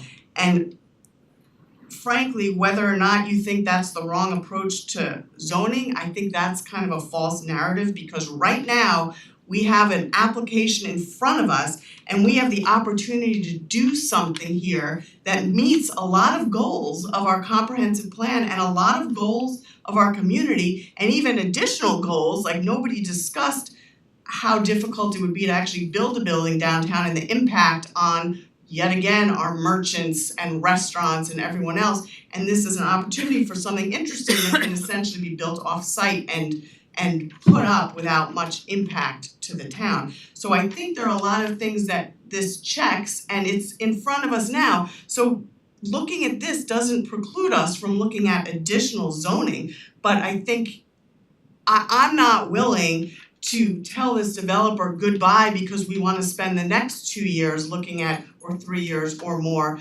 looking at a large scale zoning, which we sort of did, and it was voted down in the form-based code.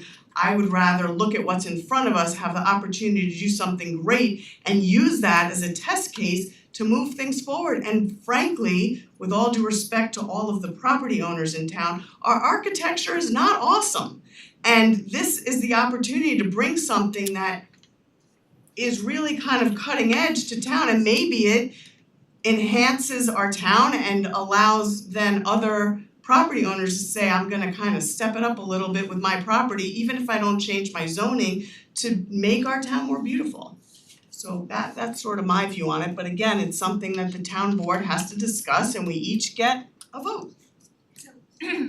So I was watching the working group meeting, and this may be my misunderstanding of the model of a working group, but I did not have any expectation that I was part of the discussion, even if I was there. I understood it to be a focused discussion on the legislation.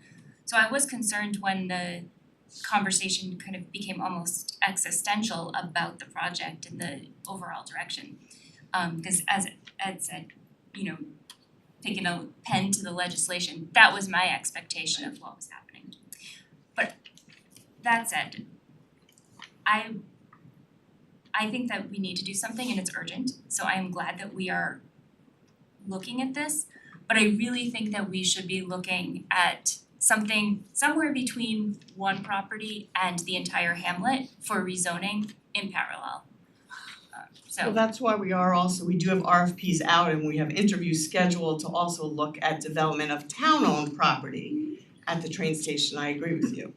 But in terms of getting back to kind of what was discussed and focusing this a little bit, what are the views of the town board to those larger questions that were discussed in terms of, do we wanna try to activate the street a little more? What are your general views about the issues that were discussed at the meeting that you all were participating in? I heard the developer say that he was gonna think through some things, and I think I just wanna hear more still before I have a defined opinion there. I don't profess to know everything, despite what some may think about my opinions before this code. That said, there's a lot to learn, and I just wanna voice something again, that I don't think Vicky it may have come across a little bit of an attack. That wasn't her intention. I think that she wants to be involved, we all wanna be involved. And I also misunderstood too about what we could do as a full board as to a smaller piece of the board. But at the same time, I think it enables us to be much more efficient when we're a smaller group and report back and forth. Everyone's got the right intentions. I don't wanna get bogged down in this and have this become a smaller issue of what we've dealt with in the past. Ultimately, everyone up here is gonna make a decision one way or another. And I think it's critical at this point to, instead of what do you think now, let's hear from the residents, let's hear from the developer, and let's just move this process forward. That was a good segue, thank you. So again, if you would like to speak, please write your name on a card, I will call your name. Again, you have issues, complaints, thoughts, praise, whatever you want for the project, that's what we wanna hear. You wanna denigrate any individuals, we don't wanna hear that. Okay, so the first person to speak today is Matthew Weissman. Hello there everyone. I just want to say how important I see that this housing project is to this town, allowing more people of many different financial backgrounds to be given access to housing, helps to make our town more inclusive and helps more people to benefit from things like our education system and the general financial stability that Newcastle provides. Thank you. Thank you, Matthew. Thank you. Before I call the next person, I just wanna say that it kind of warms my heart to have young people here and getting involved in town government and being passionate about issues, and I don't know what you're gonna say, but I'm happy that you are all here, so thank you for coming. John Pilara. Not that I'm not happy you're here too. I'm not a young person. Everyone's young, it's a You've got great hair. matter of your mind. Young, you look like Okay, my name's John Pilar, I live on Hamilton Road. I've lived here for 6 years, which I felt like it was a long time, but every time I talk to someone, they've lived here a lot longer than me.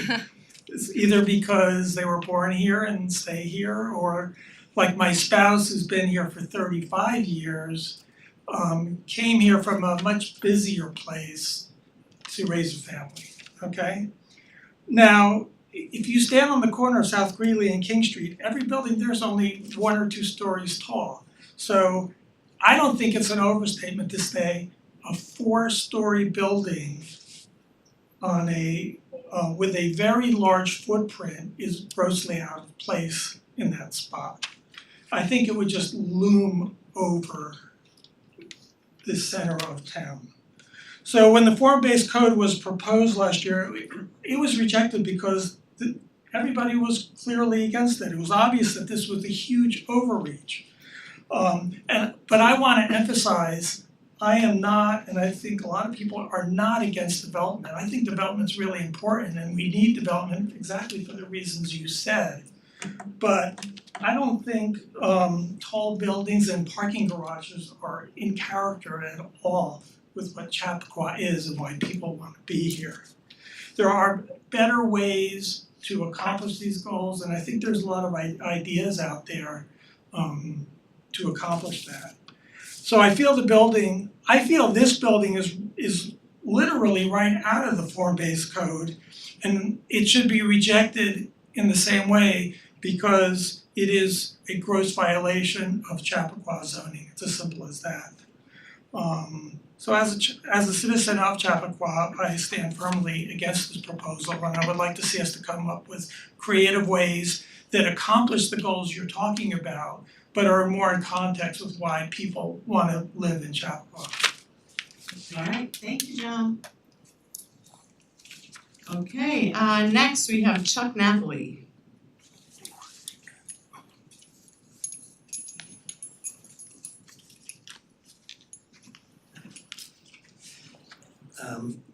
I only have one question, my first question tonight will only be one question. And you started off with dates of 2021, 22, 23, but last week or the last public meeting, there was reference made to this project being on the boards for 5 years ago. And I don't know if you will remember that, but it was most definitely part of, as John says, part of the form-based code development, the full build As out. for the whole 72 acres. Well, and it was part of the full build out. And it's still part of the 72 acres, but not part of the build out. As John said, it's still there. However, the question, and this is the question, and I'm gonna sit down and maybe you have to research it, but who said that should be built? Who was, who created the words that say, Mr. Feinberg, we want you to develop this property like this? Who was the person who encouraged this development back in the form-based code 5 years ago? And I need that answer. Does anybody know? I mean, it didn't come up out of the blue, he was asked to do this. And so I'd like to know if anybody knows who did the asking. I have no idea that anyone asked him to do anything, it's his property, he's allowed to do that and it did, he was asked right, to do it this. did go out of business, so No, he some said he was things- asked to do this project. I have no idea. Maybe we have to, maybe he should, No idea, but maybe he could tell us, but that was my one question, my first question. why is that germane to this? I mean, Well, because if he's a property owner, he's allowed to wanna develop his property, and we're allowed to 5 years discuss ago, it it. was a different project, a different use for the property. 5 years ago, it was part of the overall full build out. And we all know it's still the same exact project with a few tweaks of what was on the form-based code. It was the same project that was promoted and drawn and form-based code, and it stays here today. The only tweak that was done was that they didn't build a 5-level parking garage. So anyway, I need the answer, who came up with this idea, who told Mr. Feinberg to do this? I need that, I need somebody to find that out for me. Can I get a commitment from somebody to? Why do you need that? Why is that relevant to the whether or not you like this building and how this property should be developed? I mean, well, I think if it was the consultants that proposed the form-based code, I would like to know if it was. And if it was, then is this not, and if the form-based code doesn't exist, why does this exist? Chuck, this is not, the form-based code was a giant redevelopment plan for a 72 acre hamlet. This is a proposal for one building. Guess what? You have, as it was clearly stated, you have a form, a big form, that is kind of imposing on North Greeley Avenue, and you're writing a code to that form. Let me tell you something, that's form-based code, and we're, instead of the other way around, code then form. We got it all backwards. You are doing form-based coding right now, whether you like it or not. It's a form that you're writing a code. Actually, you didn't even write the code. They did. You've got a form and you're writing a code to that form. It's totally backwards. And what the problem with form-based code was, there was no public involved. And we're doing the same thing. Don't think this is public engagement.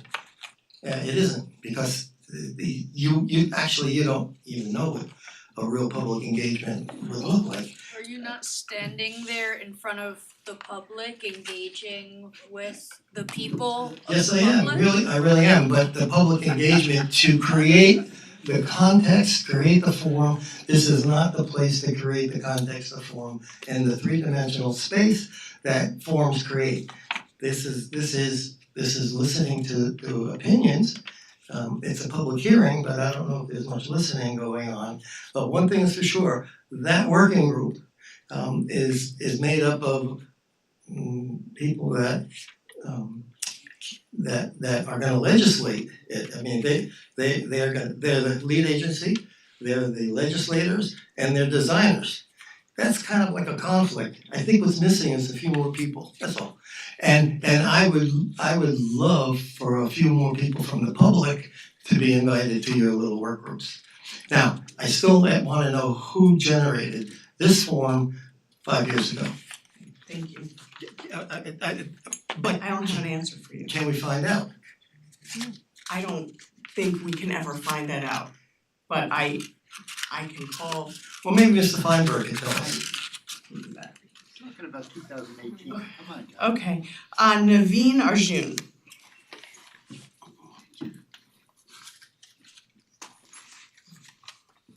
Yeah, they set it up. So I think that rezoning the whole area and possibly, or just building an apartment building on that complex would be a great idea, because it wouldn't just make the community more diverse, but it would also increase density, which could lead to more businesses opening in the town, which could mean more taxes for the area. Thank you. Thank you. Short, sweet, to the point. Thank you. Okay, I apologize, I cannot read your first name, is it Millie Schwartz? Yep. Okay. So I fully agree that our town center does need revitalization, and that's why I'm in favor of a parking garage or some kind of apartment building, because I mean it is a big opportunity to really get activity in the center of town going. It brings diversity, it brings people, it brings money into our town. And I mean I also, that's one thing, I mean it's an economical thing, it's very good for everyone, it's mutually beneficial. People get to live here, there's more money being put into our town. And I mean also this town, I think everyone deserves a place in this town. I think Chappaqua is special to a lot of different people for a lot of different reasons. But I mean, to me, like I love it for the reason that like I ride my bike around town, I wave hi to neighbors, I see like all the beautiful scenery. And I mean, how could we possibly deny this to other people? I mean, shouldn't they be allowed to experience this too? Like it would be weighing pretty heavily on my conscience if I was just saying like, oh, we're gonna have this, but you can't. Like I just don't think that's fair in a matter in like the most simple moral grounds. Thank you. Thank you.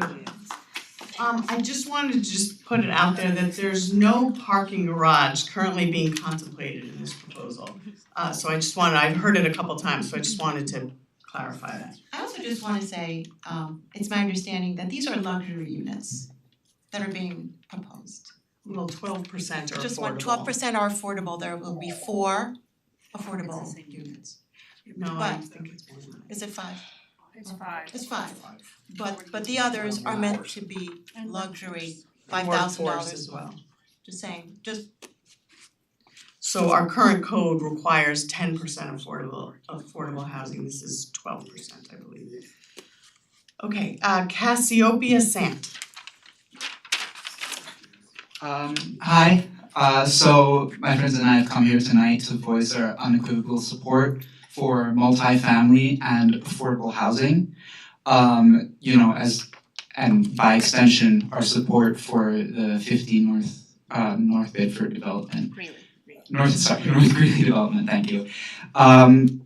So three of the biggest arguments that I've heard here tonight are that it's like big footprint, it's unsustainable, it doesn't fit aesthetically with the rest of the town, and that it's luxury housing. So I believe all three of these concerns are completely unfounded. It's not unsustainable because it's literally a carbon neutral development. The legislation that allows for its construction mandates that it is carbon neutral, meaning like zero emissions, so it's not unsustainable. And the claim about the luxury apartments, the maximum size of these apartments are 2-bedroom. That doesn't mean they're not luxury, but I would like to say many more are also studio apartments and 1-bedroom. And it's also essential to mention that it has set aside units for low income affordable housing, and quite a few at that, certainly more than the town minimum. So I think it's even kind of elitist for people to strike this down as just another luxury development unit from the comfort of their own single family homes built on properties that are between 1 and 2 acres. And the most infuriating part, and as to the aesthetic of it, I really don't think that's even relevant, because this is multifamily affordable housing that we are concerned about. To me, that's like the material issue here, not how it looks compared to other homes in Chappaqua.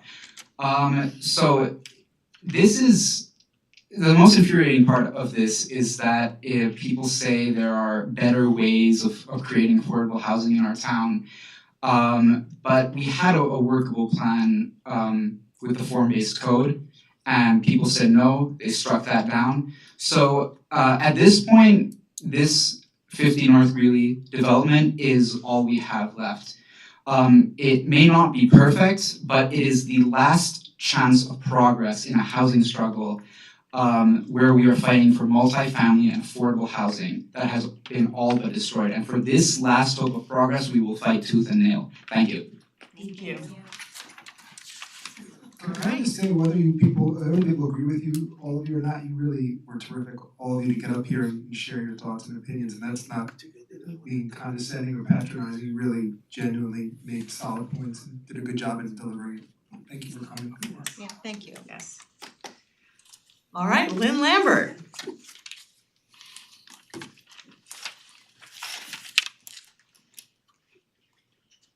So, wanna go go back to some things that you will hate because I do think the character of what is built is important.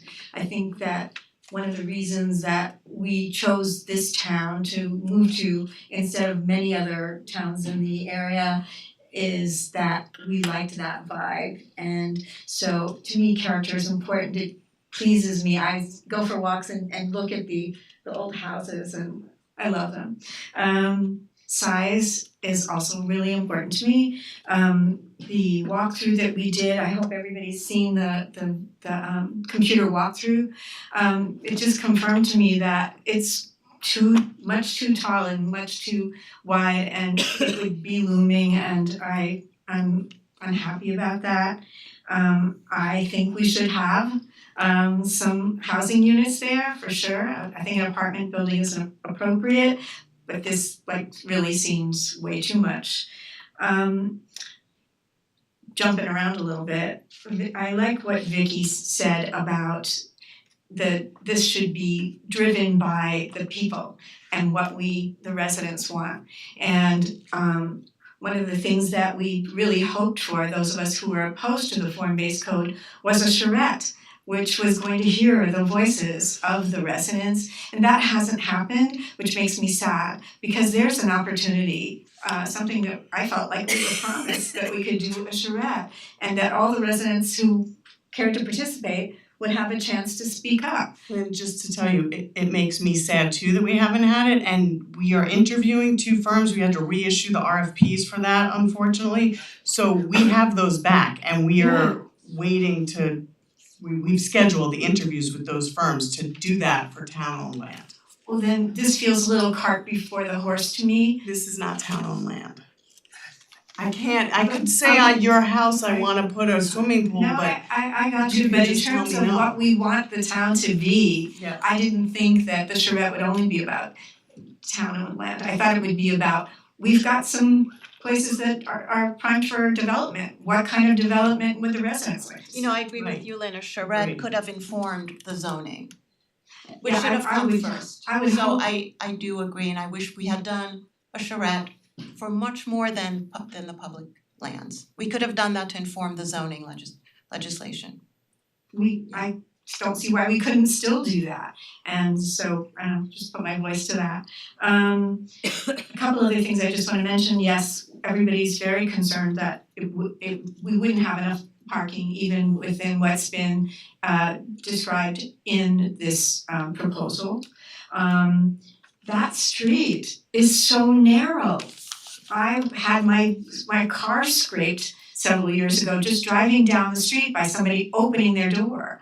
And there's no proposal to make that street any wider, and all of us know that street. So how are we gonna support more traffic going 2 ways on that street? Looking at it, all I could think is, well, maybe you take the parking off of one side of the street. Well, that would exacerbate the problem of parking for the local retailers and restaurants, so that seems like a terrible idea, but there's nothing to be done about that as far as I can see, and that's gonna be a problem. I do think that when 88% of the proposed apartments are going to be $5,000 to $6,000 a month, that's not bringing in a diverse group of people. I know I'm a middle class person living here in town and I couldn't afford any of that. And when I supposedly retire and become an empty nester, I really couldn't afford it. So I don't think we're bringing in diverse people. We're bringing in more rentals than we have, and we could use some more rentals. But we could have them be smaller, maybe therefore more affordable. So that's my take on that. And with all due respect to you guys who rock. So one of my other questions is, and maybe 2. One is, I hope we're gonna see an updated model if the northernmost chunk of this building is going to be removed. It would be helpful to see what it would look like then. I don't know how much of it is gonna impact the size without seeing something. And the last thing I wanna say is, I'm very, very glad that those of you who are on the working committee and attended that meeting, first of all, were there, but I'm glad that you felt that it was a collaborative meeting. However, in terms of making progress to finding maybe a compromise that the residents, the board could agree on for this building, I was really disheartened at the last meeting when Mr. Feinberg said, basically, it's this building or nothing. So that did not seem like a good, maybe that's a good negotiating tactic, I don't know. But to me, it felt like I'm gonna take my ball and go home if I don't get what I want. And that is not collaborative, and that did not endear Mr. Feinberg to me. And yes, I'm not against capitalism, and I think he should have an opportunity, and we could benefit from the development of this property properly. But I think this would be overreach. Thank you. Thank you, Lynn. Just to clarify one thing, and I saw how Martin Wilbur and the Examiner characterized that. I can't speak for the rest of the board, but I personally did not take what Don Feinberg said as an ultimatum. I just took it as a statement that this is my property and this is kind of what I want to build, and I don't have to build Chuck Napoli's design if I don't want.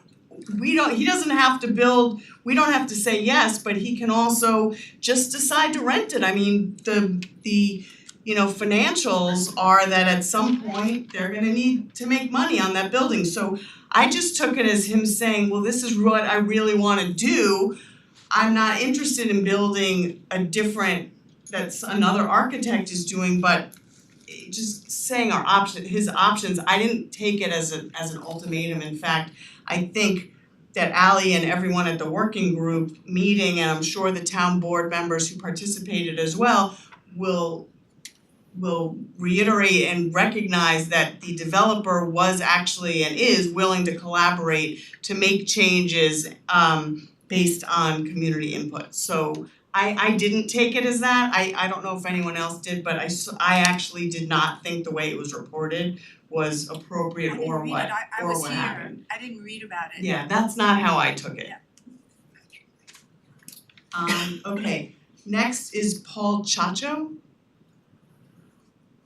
And as he's making his way up, if anyone else wants to speak, please fill out a card that's in the back corner over there, and then we're gonna get to online too. But if you're in person and wanna speak, please fill out a card back there and hand it over to this table over here to Jill and Christina.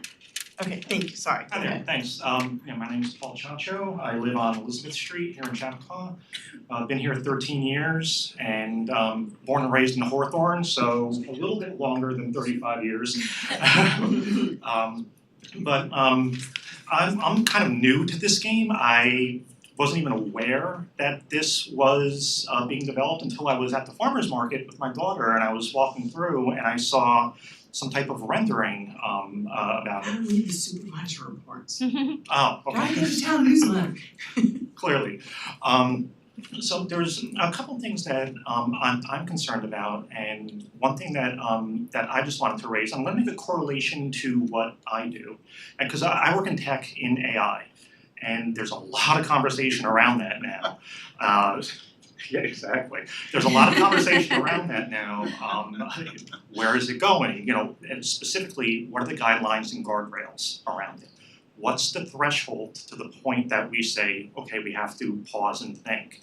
So that's just, as a resident, that's just something that I wanted to bring up because I may not have all the information and I'm hearing a couple different things here and there. But it seems like, at least in terms of AI that's being figured out and there's concern as to where it's going, seems like there might be some correlation here too with, from what I just heard today about is the cart before the horse, are there guidelines and guardrails put up for this type of development? And also is there some type of threshold to the point where as a town board or us as residents can say, this is a major concern, or no, we don't head in this direction. So that being said, from what I've seen, I checked out the rendering back there and the one picture at the farmer's market. I do feel it is too large. as a, you know, as a resident of the town and growing up in the area, I'm all for progress. And yes, that area does need to have some type of development. But I just hope us, as everyone who lives here, our children, which is, you know, the kids, great for showing up and speaking your voice, that we could collectively together make something and build something that we're proud of, that these kids could have their kids in this town be proud of. Personally, I don't think that the height of the buildings or the breadth of them fit with that. So I just want to thank you very much for the time, just wanted to bring that up, and thanks. Thank you. And Paul, go online, mynewcastle.org, subscribe to the town newsletters, and look at the archives. 2 weeks ago, there's also a video and it shows a virtual kind of streetscape that also can help from two different directions, that also might just help inform how it's gonna look. Absolutely, thank you. Alright, we're gonna take a pause in person and go to a couple people online since they've been patiently waiting. I'd like to talk to Roxanne first, since she's been patiently waiting for a while. Thank you. My name is Roxanne Saidi. I hope I'm being heard.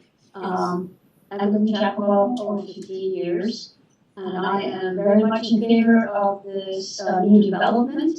We've got to start somewhere. We can't always end up in a straight line or create a straight line, but the need for housing and shelter is huge. I wish there were more affordable units in this development. But we're gonna go round and round in circles before we come up with the whole town code. So I think we need to start somewhere. Thank you. Okay, thank you. Yeah, and also whoever's the 914238, I can't read, 5176, I need my reading test done. If that person could speak? To talk. Yes, you've been on for a while. I'm a long-time resident. What is your name? I'm sorry. Ellen Schwarzberg. Oh, hi Ellen, okay. Okay. Both the local law and the design of the building are agreeing with the property owner, not what this town is about. The comprehensive plan spells out what fits in a hamlet. No ultimatum should change the mind of the town board. Retail is certainly better than an overpowering building that may belong in an urban environment, not our hamlet. Please stop wasting time and town money on this idea. A better idea will become available, just as what happened at Chapel Crossing. The planning board should steer any future project on North Greeley, including site development, not the town board. They have the expertise to benefit us all. Having lived in town for 51 years, I have stayed because of our identity.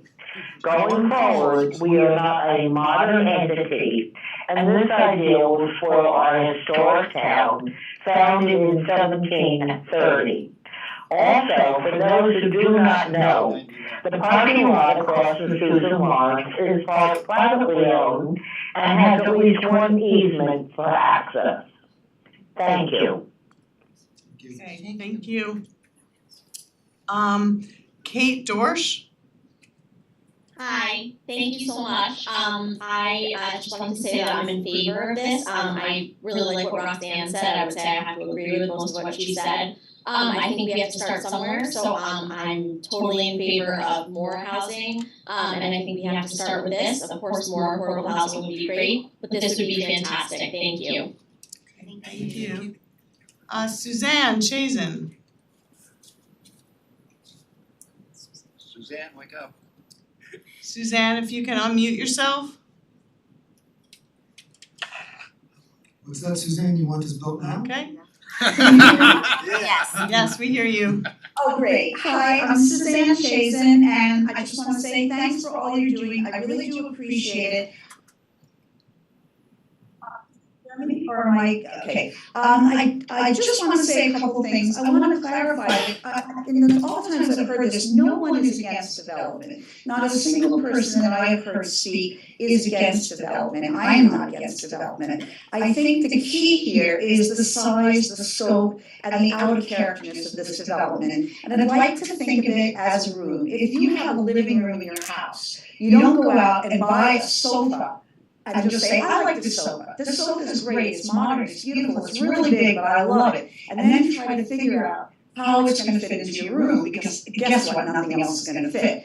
And I feel that this building is going to actually rob that neighborhood. I feel that what Vicky said is absolutely true, that we're not thinking in terms of the neighborhood. We're not creating that whole concept of the neighborhood, how the parking fits, how all the merchants fit, how the other businesses can fit in. I think it's absolutely fine to develop that property, it's absolutely fine to have mixed-use housing, but the problem is that size and scope robs any chance of future development of the neighborhood. So I think that's really important. The other thing is, I have really not gotten the sense, I know you keep talking about collaboration, and I really appreciate that, and I'm sure everyone's trying, but when you do read in the paper, and I know you say that's not true, but I have not seen substantive changes come about so far. I know we're talking about adding more retail, but how does that help if you can't add more parking? We're talking about maybe dropping a little because of the sewer problem, but I'm not really seeing this real meeting of the minds, substantive collaboration where there's a give and take of, we'll go for that, you leave this, we'll try this. I really haven't seen that, and that to me is very upsetting. So when I hear collaboration,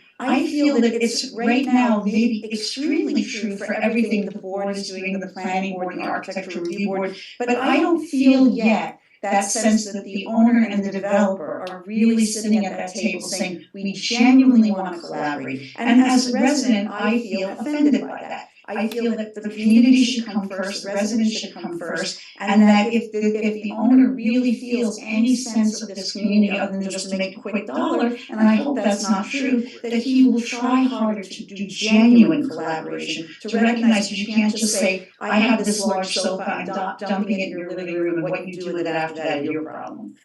So I have a problem with that. And I also want to point out that while I really appreciate a lot of the young speakers, and I think it's great that they're speaking, I do want to point out we are talking about 417 feet of poured concrete, an enormous amount of concrete, a building that is as much as 20 feet taller, more than 50% taller than buildings around it, and the number of affordable housing units we will get out of it is 4, and the number of workforce housing units we'll get out of it is 1. So we are doing a tremendous amount of construction, environmental damage. I don't see much in the way of ground level trees or anything. We talk about a green roof, I'll live to see that. All the greenery is up above for the residents, has nothing to do with us. We're never gonna see it. It's a dark shadow with no greenery, 417 feet of poured concrete for $5,000, $6,000 a month units with 4 affordable housing. So again, I wanna stress, no one is against development,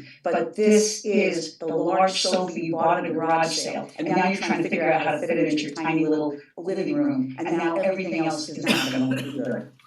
Thank you. Okay, thank you. Ed, just correct me if I'm wrong, it's 5 affordable and 1 workforce, correct? Oh, that, I stand corrected at 5 then, so. Alright, thank you, Suzanne. Cynthia? This is good. Hello. You need to unmute. Okay, hi, did that work? Yes. Okay, thank you. Hi, everybody. My name is Cynthia Seamus. I have a couple of things that I'd just like to say quickly. First of all, I hear a lot of people saying that the height of this building is too big for the surroundings.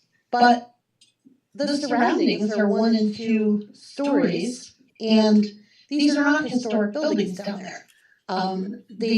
Primarily, those buildings are mid-century. There are a few that are in the 1920s, but they're all 1 and 2 stories.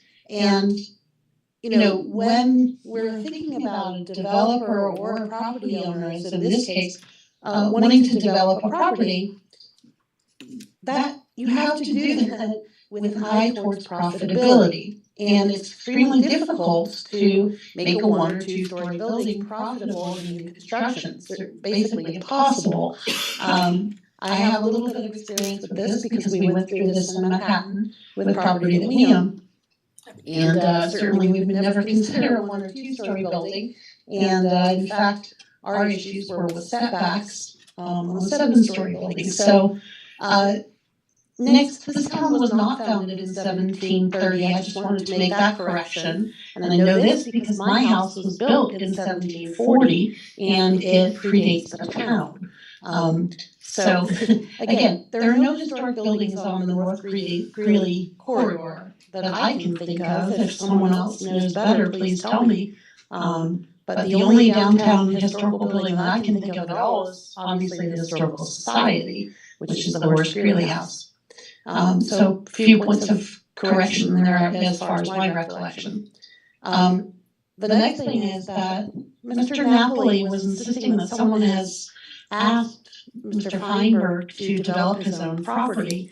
And I believe that the reason nobody knows the answer to that question is because there is no answer to that question.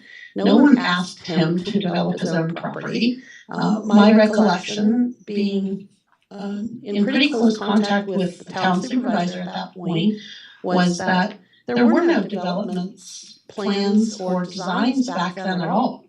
Mr. Feinberg called in and talked in a public comment via Zoom, just like I'm doing right now, back then, and he talked about wanting to build a mixed-use building and a very green building, which was his primary consideration. But that was it. He didn't have plans, and I believe, if I'm not mistaken, that the last time I heard him speak publicly during the form-based code conversations, he had not even hired any architects or designers at all. I could be wrong about that piece, but I know that there were no plans presented.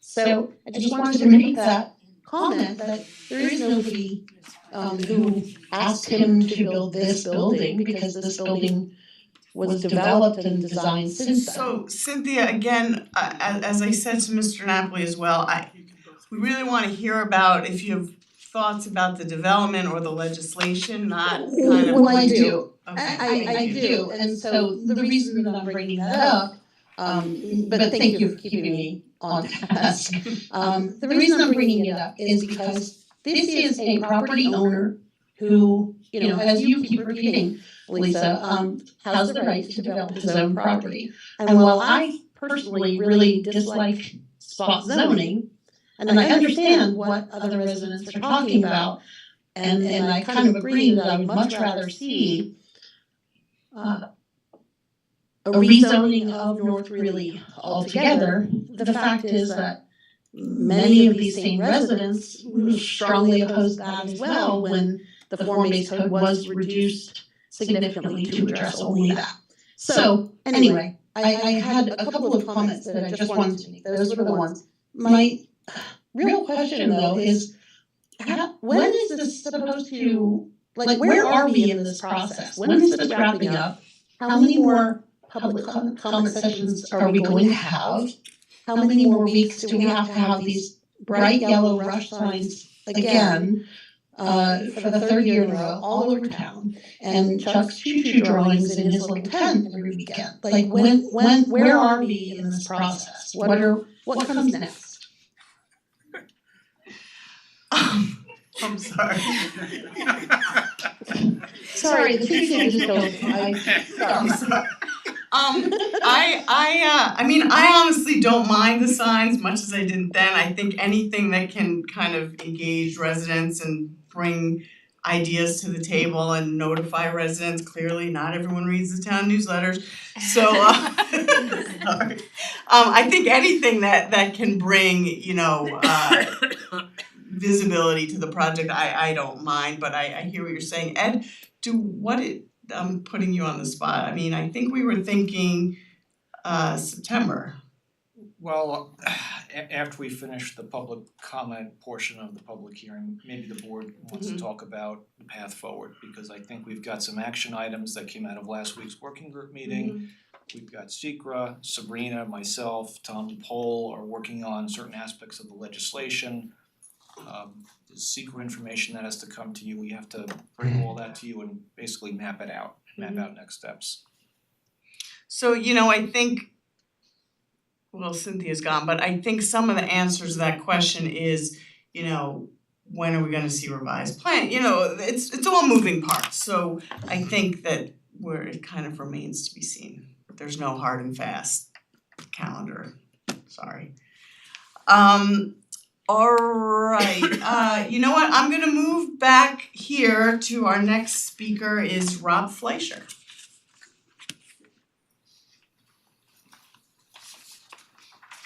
A lot of pages there. Some actual questions about the legislation. Okay, imagine that. Oh, he's there. Rob Fleischer, Newcastle.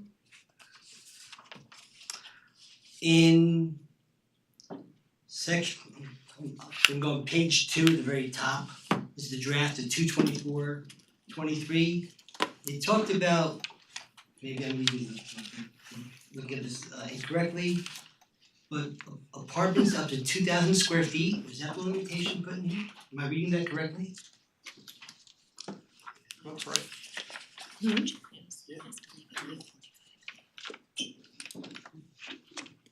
Is there any reason, I haven't seen anything or in any of the presentations that were proposed that required anything even close to that. I think the 2 bedrooms, which are even large for 2 bedrooms, I think we're at 1,400 square feet. So is there a reason why we need to have something that much larger? Because it seems like, I guess my concern would be it leads to some confusion down the road about, well, the legislation says we could have larger apartments and we shouldn't. So if we don't need to have it any larger than what it is, I would bring it down to the minimum that that works. On the bottom there on C, when it refers to an accessory use customarily incidental to a permitted principal use on the same lot, that's not ADUs, right? That's not, I'm not saying it's a problem, but is that referring to saying they can have ADUs on that lot if there's a proper setback and so forth? No, Okay, just accessory like another use. that's right. Okay. The next page 3, maximum permitted impervious coverage 85%. Given this is green legislation, that seems like a really high number. Like, and I think they proposed it to be a much, Yeah, I think it was proposed to be much less. like in the 30s or 20s or teens. I don't think it was the teens. Well, they have the green roof and they have I will look into that. so I'm not sure why it's 85%. It would seem if it's gonna be green per se, that it could be much lower.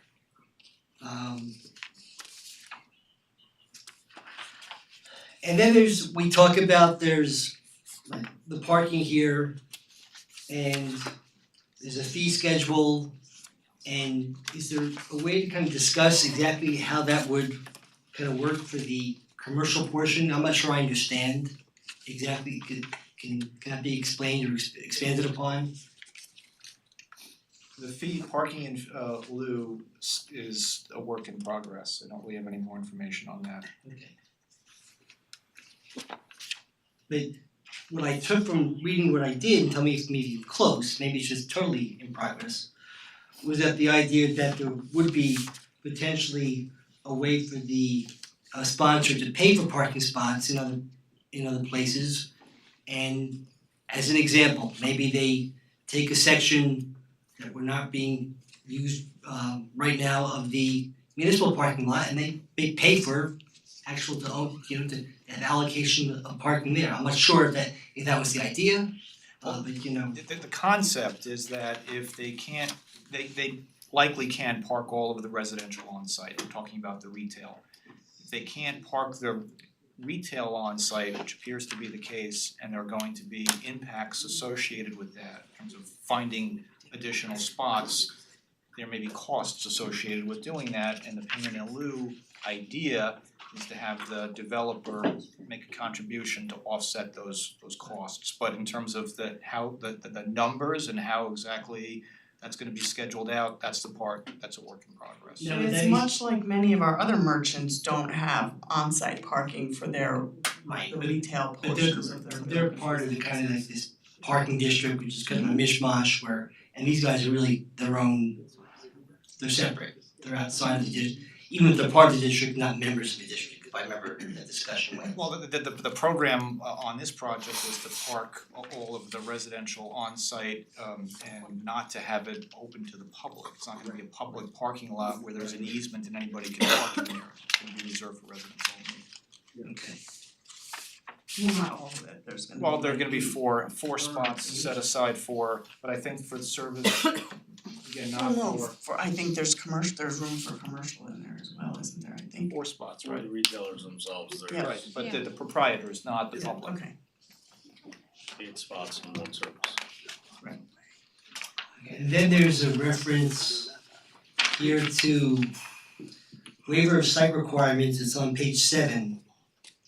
And I'm just not smart enough, so I'm just gonna ask you what it's referring to, which is the town board may waiver, modify in whole or in part the standards set forth in, I'm not gonna pretend to read all those numbers together, but you see what I'm talking about? Sure. What is that referring to? So 16 comes at the end of this long list of requirements, right? And if there was a particular requirement that created that tripped this kind of hardship as described in 16, the town board would have the ability to modify or waive that requirement. That's kind of an escape hatch to make it work if nothing else works. Provided the standards met.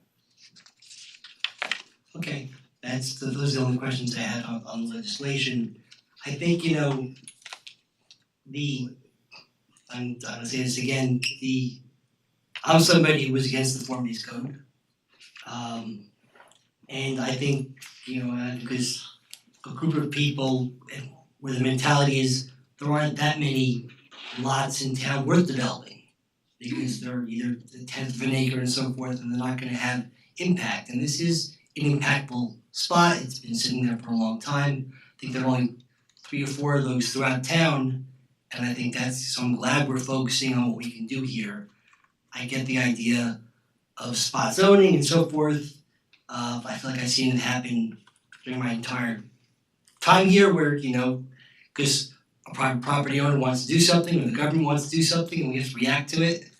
I'm happy to hear that we as a town are in control and the government is not, other parts of the government are imposing the will upon us, and I hope we can find a solution that works for all the parts. I'm sorry, the other part is there a way to demonstrate in some sort of visually the part that needs to be cut off? I don't think we're there yet. Okay. We're not there yet, but I'm certainly gonna advocate that once kind of the final proposal is reached, that it's going to be, we'll do another like virtual walkthrough that's online. And then certainly when site plan comes up, that'll be. Maybe a different way of asking the question is, I think it's a 470 foot, is that the front piece, about that, 430, 470? That's right. 417. 478. 470. Where along that is that easement, how far deep in the It end? will become clear, we're waiting to get that from the It's on the very applicant. northern part, the very tip. It's like the The angular. We're northern waiting to part. get The little the triangle final. that ends the building. Okay. Alright, That's it, thank thank you very much. you, thanks Rob. I apologize to everybody, I have to go, I have a car waiting for me to get into the city, and I have to be in at 4 in the tomorrow, so I apologize. Have a good night, Jeremy. Good night, thank you. Hi, Jeremy. Is that to get the makeup? Alright, Ed Frank, You like your makeup? Yeah. Gonna be outside. Good evening. See you, bud. good evening. Ed Frank, Newsat Lane, Chappaqua. My primary concern is parking. Compare this with an affordable housing building on Hunts Lane, the Conifer building. there are 28 apartments there, 100% affordable housing. Previous comments about diversity, well, we have a whole 28 in one building. Aside from that, there's only one parking spot for each apartment in this proposed building. That's similar to the Conifer building.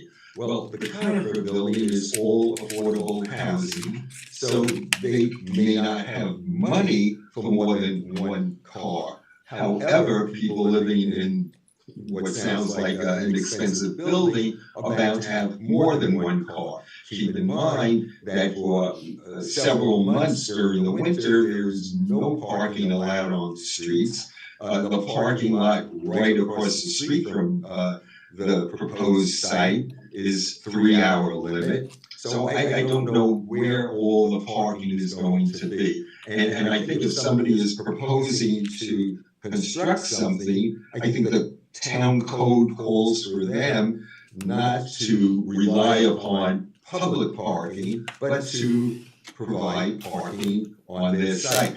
Brings back the form-based code, the foolish idea of having parking 1 mile away with transportation to and from the site, and only up until midnight. The other thing I would, and by the way, I'm in favor of something being done there. There's no question about it, it's just what is being done. The other thing is the green roof, which I think is a good thing. But if anybody has taken a ride on Flatbush Avenue in Brooklyn, somewhere around 4th Avenue, and looked up at the Barclays building, the Barclays Center, that's a green roof. And you will see that vast areas of that roof are brown. So if in fact this is going to be a green roof, something has to be in the agreement that it has to be well taken care of, and if it turns brown, then there has to be some either penalties or the town steps in and does the work and hands the bill to the building owner. That's and one more thing, the fact that it's being described as transit oriented. Let's be real about that. Manhattan is transit oriented. Areas of Brooklyn, the Bronx, and Queens are transit oriented. You can get to anywhere. There are buses and train stations all over the place. Here, think about it. We have a neighbor, Armonk. To get to Armonk by public transportation in this quote-unquote transit-oriented location, you would have to take the Metro North Railroad to White Plains and then take a beeline bus from White Plains to Armonk. That is not transit-oriented. Anyway, I do hope that something goes through on this site, but it needs to fit in with the town and has to meet all of our code requirements. Thank you very much. Thank you, Ed. I did write down your comments. Just as an aside, I think if you actually wanted to get to Armonk from New York City, you would have to do the exact same thing by public transportation because they don't have a train station. Yeah, that's true. So I think you'd have to take the same train to the same place in the same bus, just as an FYI. Yeah, oh, okay, but you're talking about from the city to there. If you, do you know how many people in the city, in New York, in Manhattan, don't even have a car? People in Brooklyn, where I grew up, I knew so many people who didn't have a car. So it's different. This is not transit oriented. Manhattan, Bronx, areas of Queens, Brooklyn, those are transit oriented.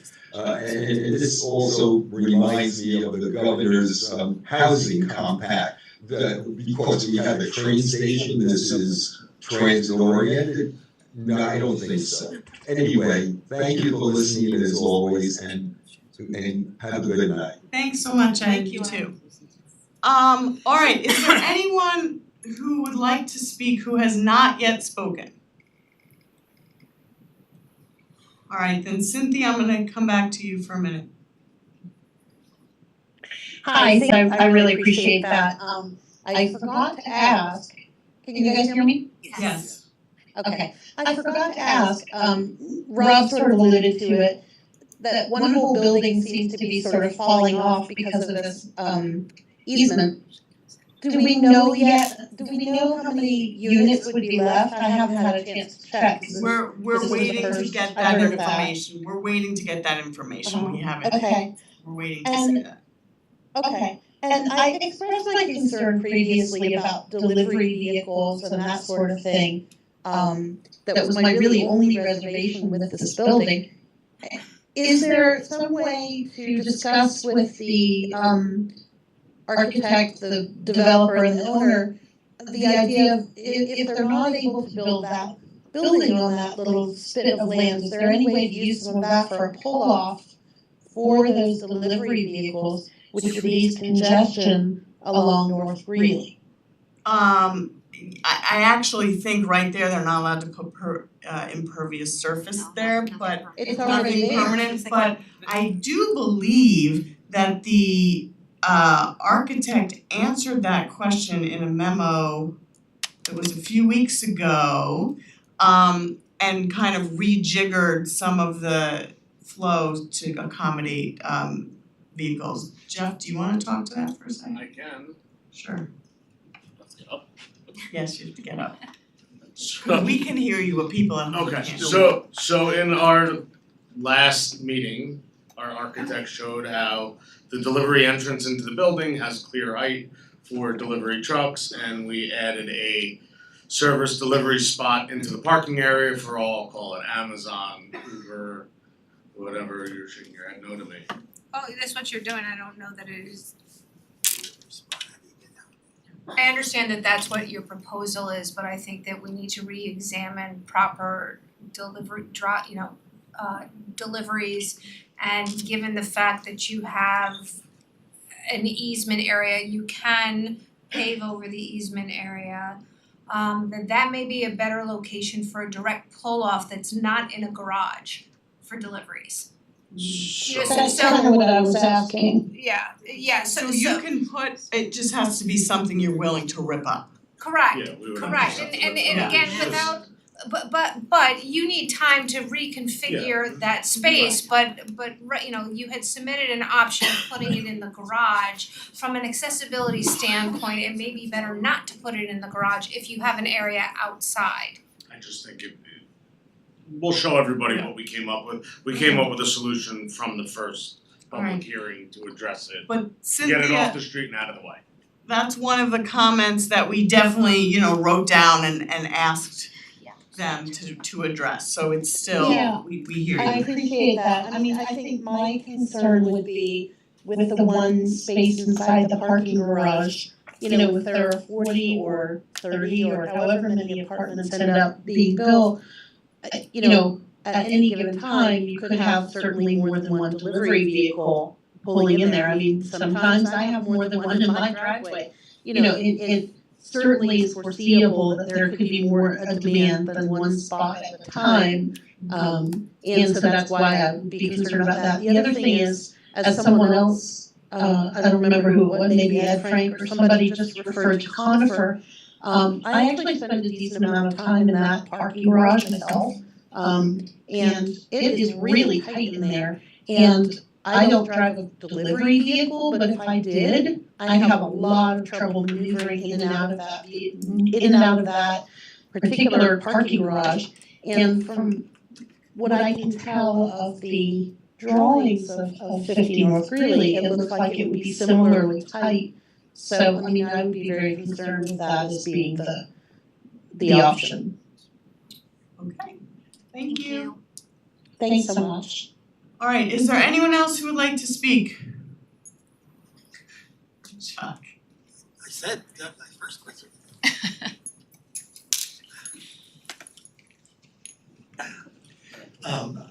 I'm gonna deputize Cynthia, cause she's gonna be a great person when we come around to solving problems. My deputy architect, my junior designer, because she's thinking about stuff, and she's thinking in questions, she's flexible, and I too went into that parking garage at Conifer, and I couldn't turn around because there was a plumbing truck fixing something. It was really congested, but anyway, that's not why I'm here. I'm here to say I'm gonna make application for a special use permit to put a blue tent in our parking lot, and I'm gonna stay there until they take me away in a box. I am not gonna quit this, and how long is it gonna go? As long as it has to go. We're gonna be there every single time, and maybe in many other places. Now, you get that, right? I don't have a problem with that, but I wanna know what your comments are on this. Here they are. I'm making believe that I'm on the Architectural Board of Review or the ARB or the BAR, whatever it is. And I'm gonna read the mission statement that I when I was on the board, I had to read. And the board ensures that proposed work blends not only into the harmony of the structure, but also the neighborhood in which it is situated. Excessive uniformity, dissimilarity, inappropriateness, or poor quality design in the exterior appearance of the building or other structures erected or altered in any neighborhood adversely affects the desirability of the immediate area and neighborhood areas for residential business or other. That is their job. That's why we're involving them. Well, I have to tell you, I was at that meeting and I heard opinion, but I didn't hear that that thing was inappropriate, too dissimilar, and it impacted the neighborhood. I didn't hear that. I heard a lot of, hey, it's a nice building. Well, yeah, maybe it is a nice building, but is it in context? Does it fit? Their mission is not to tell me how pretty the walls are. Their mission is to say, it fits. And if it doesn't fit, I wish they would start talking like it doesn't fit. Thank you. Just to play devil's advocate, I did see you nodding at that meeting when the architect said, we're a bunch of architects, none of us are ever gonna agree on, what a building should look like or the beauty of a building or if it fits, and I heard you went, yes, I agree. So I just wanna play devil's advocate that it's tough and I think any architect when asked, does it fit the neighborhood or is it in context with the neighborhood? Not what it looks like now, but not why the corridor is where it is or in, but does it fit the neighborhood? Is it in context with the quiet, friendly, welcoming, I think, mission of our hamlet? And so, architect or not architect, is it similar or dissimilar? That's what the mission is. Thank you. All right, any other comments? In person? All right, how about online? Any other comments? No hands are raised. No hands are raised. Okay, well, going once, going twice. All right, can I think we're gonna adjourn this again. Well, the board may wanna discuss what the next meeting looks like. And as we think about some of the questions that came out of last week's meeting, talking about retail, how much of it, talking about the north end of the building, how that's gonna change, the entrance, the bike storage and the sort of the real estate, valuable real estate that's taking up. Those to me are issues that would benefit from a discussion among the whole town board. And maybe withdrawing in some of but that's up to the board to decide. But to me, the efficiency that we were looking for with the first working group, which was really just tasked with blue penciling the legislation, these types of issues I think are broader and would benefit from everyone's input. So I agree, and I also think we're gonna want to see kind of what revised plans look like a little bit, so we can discuss those as well. Right, some of those things we talked about, we don't even know if they were possible, so that's kind of where we left off, is if this is what is being suggested or recommended, is it even possible, or are we just wasting our time?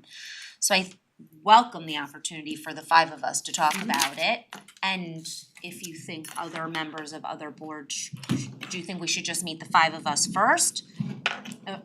Well, I think that we saw real value last week. Yeah, we did. I do. with- I agree. with bringing in the other boards. And remember too, that with a special permit application, you have referrals to the planning board and the ARB automatically at the outset of the application. So what you're doing now with the legislation is going to track what would happen later if this legislation goes on the books and an application's received. So whether that means bringing 15 people around the table or 5 plus 2 and 2, I defer to the board on that. To Jeremy's point before, and I agree with, and I think the reason we formed the working group was because we all agreed with this, to put 3 boards at a table, 15 people, let's say, is really not gonna be productive. I think everyone's gonna have an opinion, and while we wanna hear everyone's opinion, I think if we're moving things along, it can be difficult. I'm wondering, and I'm throwing this out there, if it makes sense for the town board and then the working group members to be sitting at that table. So the 2 members of the planning board, the 2 members of the architecture review board and the town board to go through that with certainly everyone else available for comment or input, but I think to sit around the table, it might make more sense to tailor it, but I'm open to Yeah, I think suggestions. that's what I suggested in an email to you. I think that because we're the lead agency and we will be making the determination that I think the 5 of us should be present. Because the working group has gone beyond the scope of discussing and tinkering with the legislation. So for that reason, I think we should all 5 of us be there with 2 members from the other boards. And that doesn't preclude then- the other members from the boards from course. chiming in, right? That's what I wanted to make clear in my comments. At no point has anyone been precluded from sharing their questions, their concerns, their comments. I've actually welcomed them, I've sought them out, I've reached out to members in the community who are here often, right? So no one has ever been precluded from raising their issues or concerns or talking about it. And I wanna be clear, I'm on the working group. I've never let anyone feel that they weren't welcome to share their thoughts and opinions with me. I'm happy to take a phone call, to answer questions, to talk something out. So, And I'm the same way. architectural Ally, review board, planning board. Yeah, I feel like I need to clarify. Beyond the scope, beyond the members of the working group. If Kanan, for example, or Bob, or anyone else on the ARB couldn't come to the meeting but had their own thoughts or comments that they wanted to share them. Share them Yeah, with one and of we've us, share heard them with that all of from us. them too. I welcome it. Community members, we receive Great. emails all the time in favor, against, questions, comments. That's what we're here doing. That's what we're trying to do. Yeah, so Ally, I just wanna say, I hope that my comments didn't make you feel like you didn't welcome the No, comments. but I just So wanna clarify that I definitely- do welcome it. I do. definitely wasn't saying that. All I was talking about the structure that we set up for the working group, not the intent, not the approach, not, Believe me, I not get your willingness, it was not that at all. It was simply the structure that we set up, that it would be 2 town board members and 2 and 2 around the table for Got it. discussion. I'm glad So we're that moving was forward. Yeah, cause it did sound like you I- thought you couldn't give input, Yes. so I'm glad you now think that you can. But it is true that we could not be at the meeting in the same way that the 2 members, the 2 designated members were, otherwise it would have been a town board meeting. Well, it was That a was the public meeting. point, that was the point of No, it having the working group, so that we didn't have all members of our board. It Well, wasn't that we the point was so that we could collaborate Yeah, better with yeah. a smaller group of people. Maybe But it never, and it was a publicly Yes. noticed meeting, it was never, there was a town board meeting. It was so that, and the way working groups work is you have people from different groups with different skill know sets I don't wanna waste too much time. getting together, so But I'm that's looking what that forward was. to the 5 of us. Jeff, come on up, come on I'm looking up. forward to the I'm done. 5 I know of you had a us. comment. I just wanted to say, this is over a year I'm in this room. Yes. For 1 year, I've sat here and gotten no comments. It's too big, it's this, it's ugly, it's whatever. The reason that meeting last Thursday went the way it did is because the planning board wrote a memo that tore our project apart. And if I would have sat there and allowed it to continue, this project would not go on. So we rolled our sleeves up and we took the plans out And I thank the Architects Review Board for being there, and I hopefully got that right. We don't even know. I'm going with it. We don't even know. We sat there, rolled our sleeves up, and went point by point of their memo to go through what their point of it was. Because if you took what they wrote and took every item, it would have taken the project from this to this to this and not been feasible. But if you sat there and discussed that, what do you really want to see done? Oh, we got comments about what the street would be. We got comments about the retail, we got comments about the parking, we got specific viewpoints, not just a memo that was shot across the bow that we never had a chance to ever respond to. So for once, we all sat there collectively and said, okay, let's change the street wall. Let's change the parks that are on the ground. Apparently, not everybody loves the parks. Okay, so we'll address it and work towards it, and we've been doing that for the last 4 days and coming up with alternatives to what we've been presenting for a year. For 1 year, all we've got is it's too tall and too many units. Point of a working group. So for the first time in 1 year, we've actually gotten productive and sitting there with a set of plans and going through And my point why exactly, things are done. that, you know, you were given some direction and you were doing some different things, We're so that was talking my for point. the first time yeah. instead of everybody But just nothing was talking decided, at us. that was the working Nothing's group. decided, we're seeing what we can do. But you have you had a direction. I have a lot of different directions. A lot of, We started exactly. with retail at over 6,000 square feet. I mean, And everybody honestly, the talks about town parking board to at me. that meeting played a much less important role, to be honest, than the architectural Yes. review board and the planning board, because they were specific questions and specific design issues that we wanted to hear from the experts on. Right. And we did, and that's what made it so helpful. The town board, I mean, I feel like we played a good role, but frankly, we didn't make any decisions. That's for this whole town board to decide. But with the input, and it was working from our Right. planning board and Working, we rolled up ARB. our sleeves. There's a lot of things in the design of this project that we talk about quickly and nobody actually listens to what we're saying of why things are the way they are. Why there's a buffer to the train tracks. Why all of the units actually face courtyards, because that's the only light and air you have. You can't have units facing a train track because you can't open windows. Unfortunately, the project, I think it's Hunt's Place, the windows don't open that face the train track. That's sad, that's not good housing. That's terrible. We don't wanna build that, so we're not gonna design that. So when you hear comments that come from us, we don't wanna build something different. We don't wanna build a project where we're gonna build bad housing that's not leasable, that's not desirable. And if a project gets turned into something that we don't think is feasible, that's unfortunately, we're not gonna build something that's just bad. I just wanna say, you know, what I personally got out of the meeting was that this has to be not just collaborative in terms of planning board, ARB and town board, but also with the community, which we're hearing a lot about. And you know, I think for me, the comments that I took issue with is that one person was kind of, this is the building that I wanna build. There are people in this community that have lived here 10 years, 20 years, 30 years, 40 years. So those opinions matter too, and it has to be, we have to take into account that we need housing, we want diverse housing.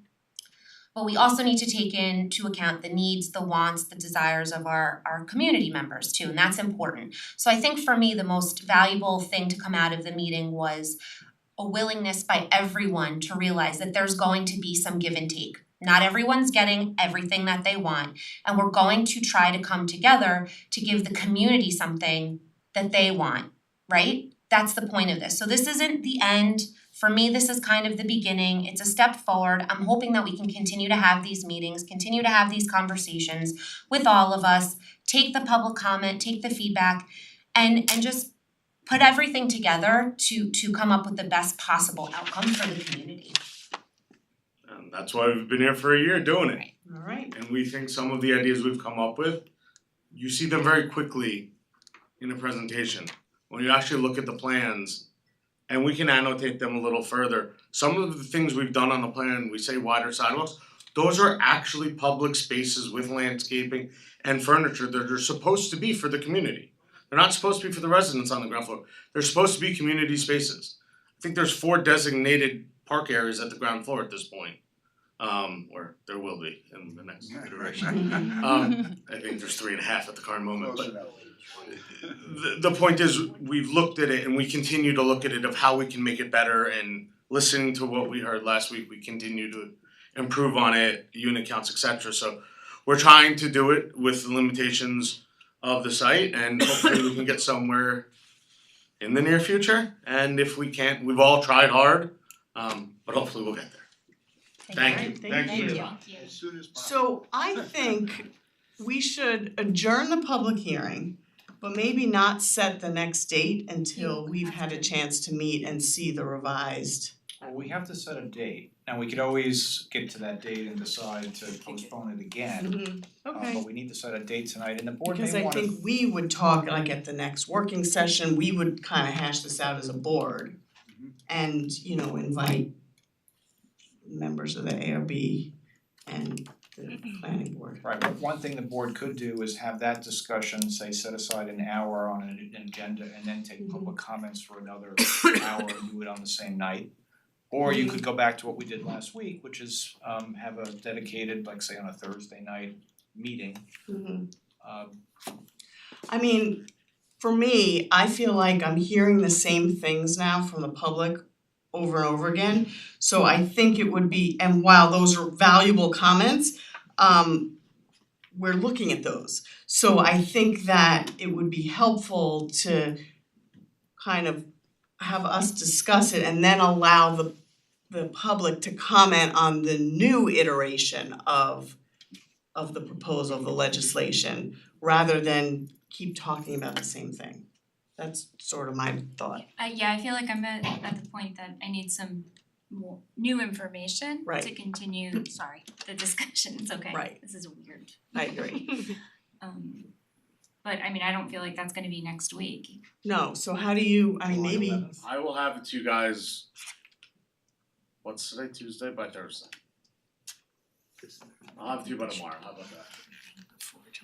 okay. Wow, I mean, as long as we have something new to look at. So what do you think When I in say that, terms of, it'll be a plan, it's not gonna be like animations and all of that. Right. It's just the first floor. something we can discuss, and I wanna make sure, you're there, and Stanley and you, Tom, and the planning board.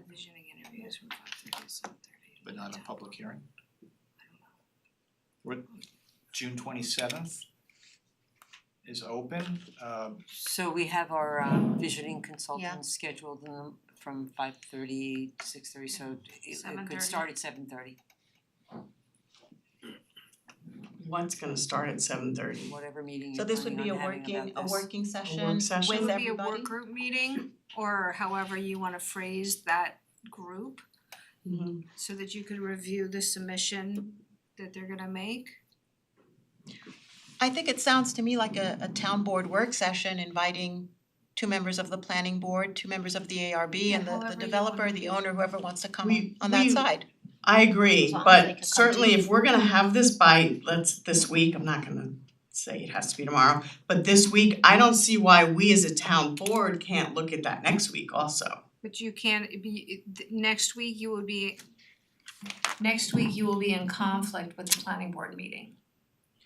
No, for us as a town board to discuss it. And then the following meeting on the 27th that you're talking about, then the planning board will have had time to look at it, the ARB will have time to look at it, and we can then on the 27th come together as a town board and, Bob and Stanley and Eldad and Tom and whoever else wants to come on the 27th, but certainly by next week, we can be discussing it. So that would be the 21st, that would be the Wednesday.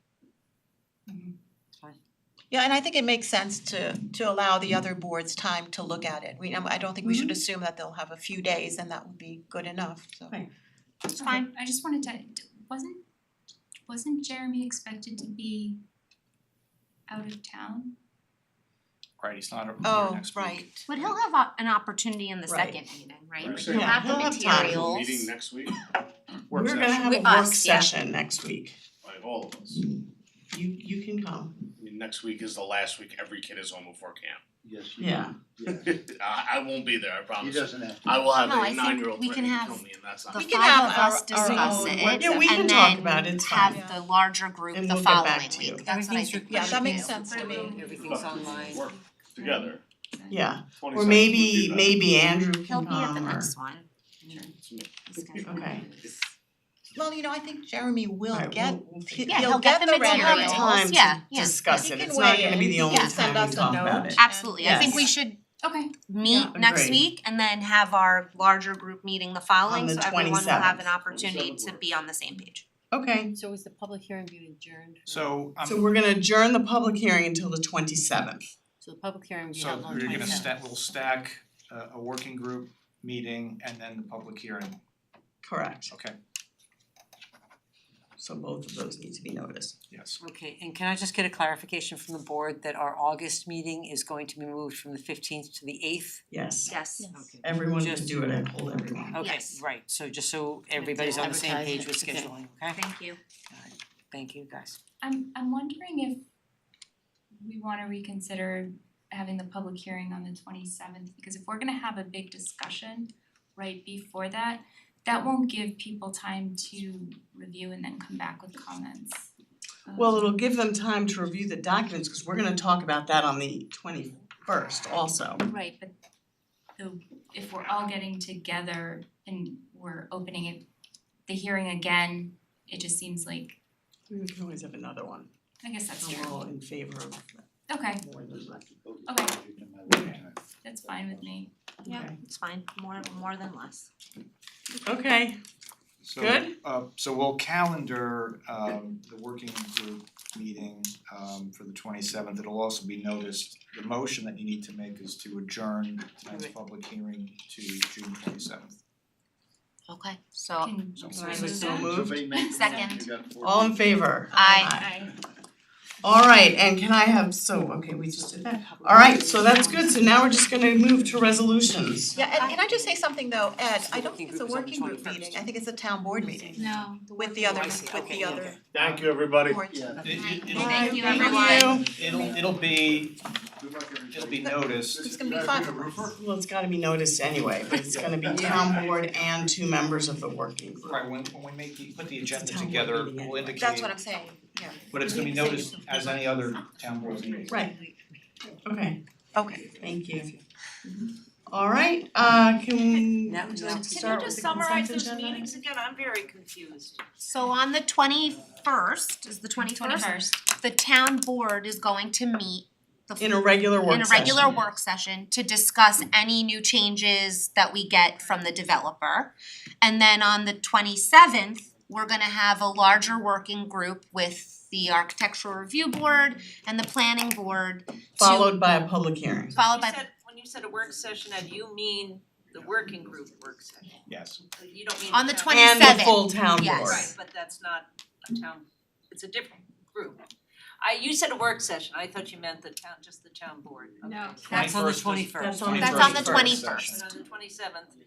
The working group is the I 27th would and the say- rest of I the would town just say board. that digesting the information and getting it out to the public and that time frame is really impossible because. But we're gonna have another We're not public- ending the that's not public the end hearing. of the public hearing. Because they'll, you know, it just doesn't work that way. I mean, we're a grassroots group and it's very difficult to take the information. Do what you can do and it's not gonna be the only public hearing. Okay, thank you. Alright, so Holly? Kick us off. Thanks, Sabrina. I move to adopt the items 1 through 15 as listed on the consent agenda. Second. All in favor? Aye.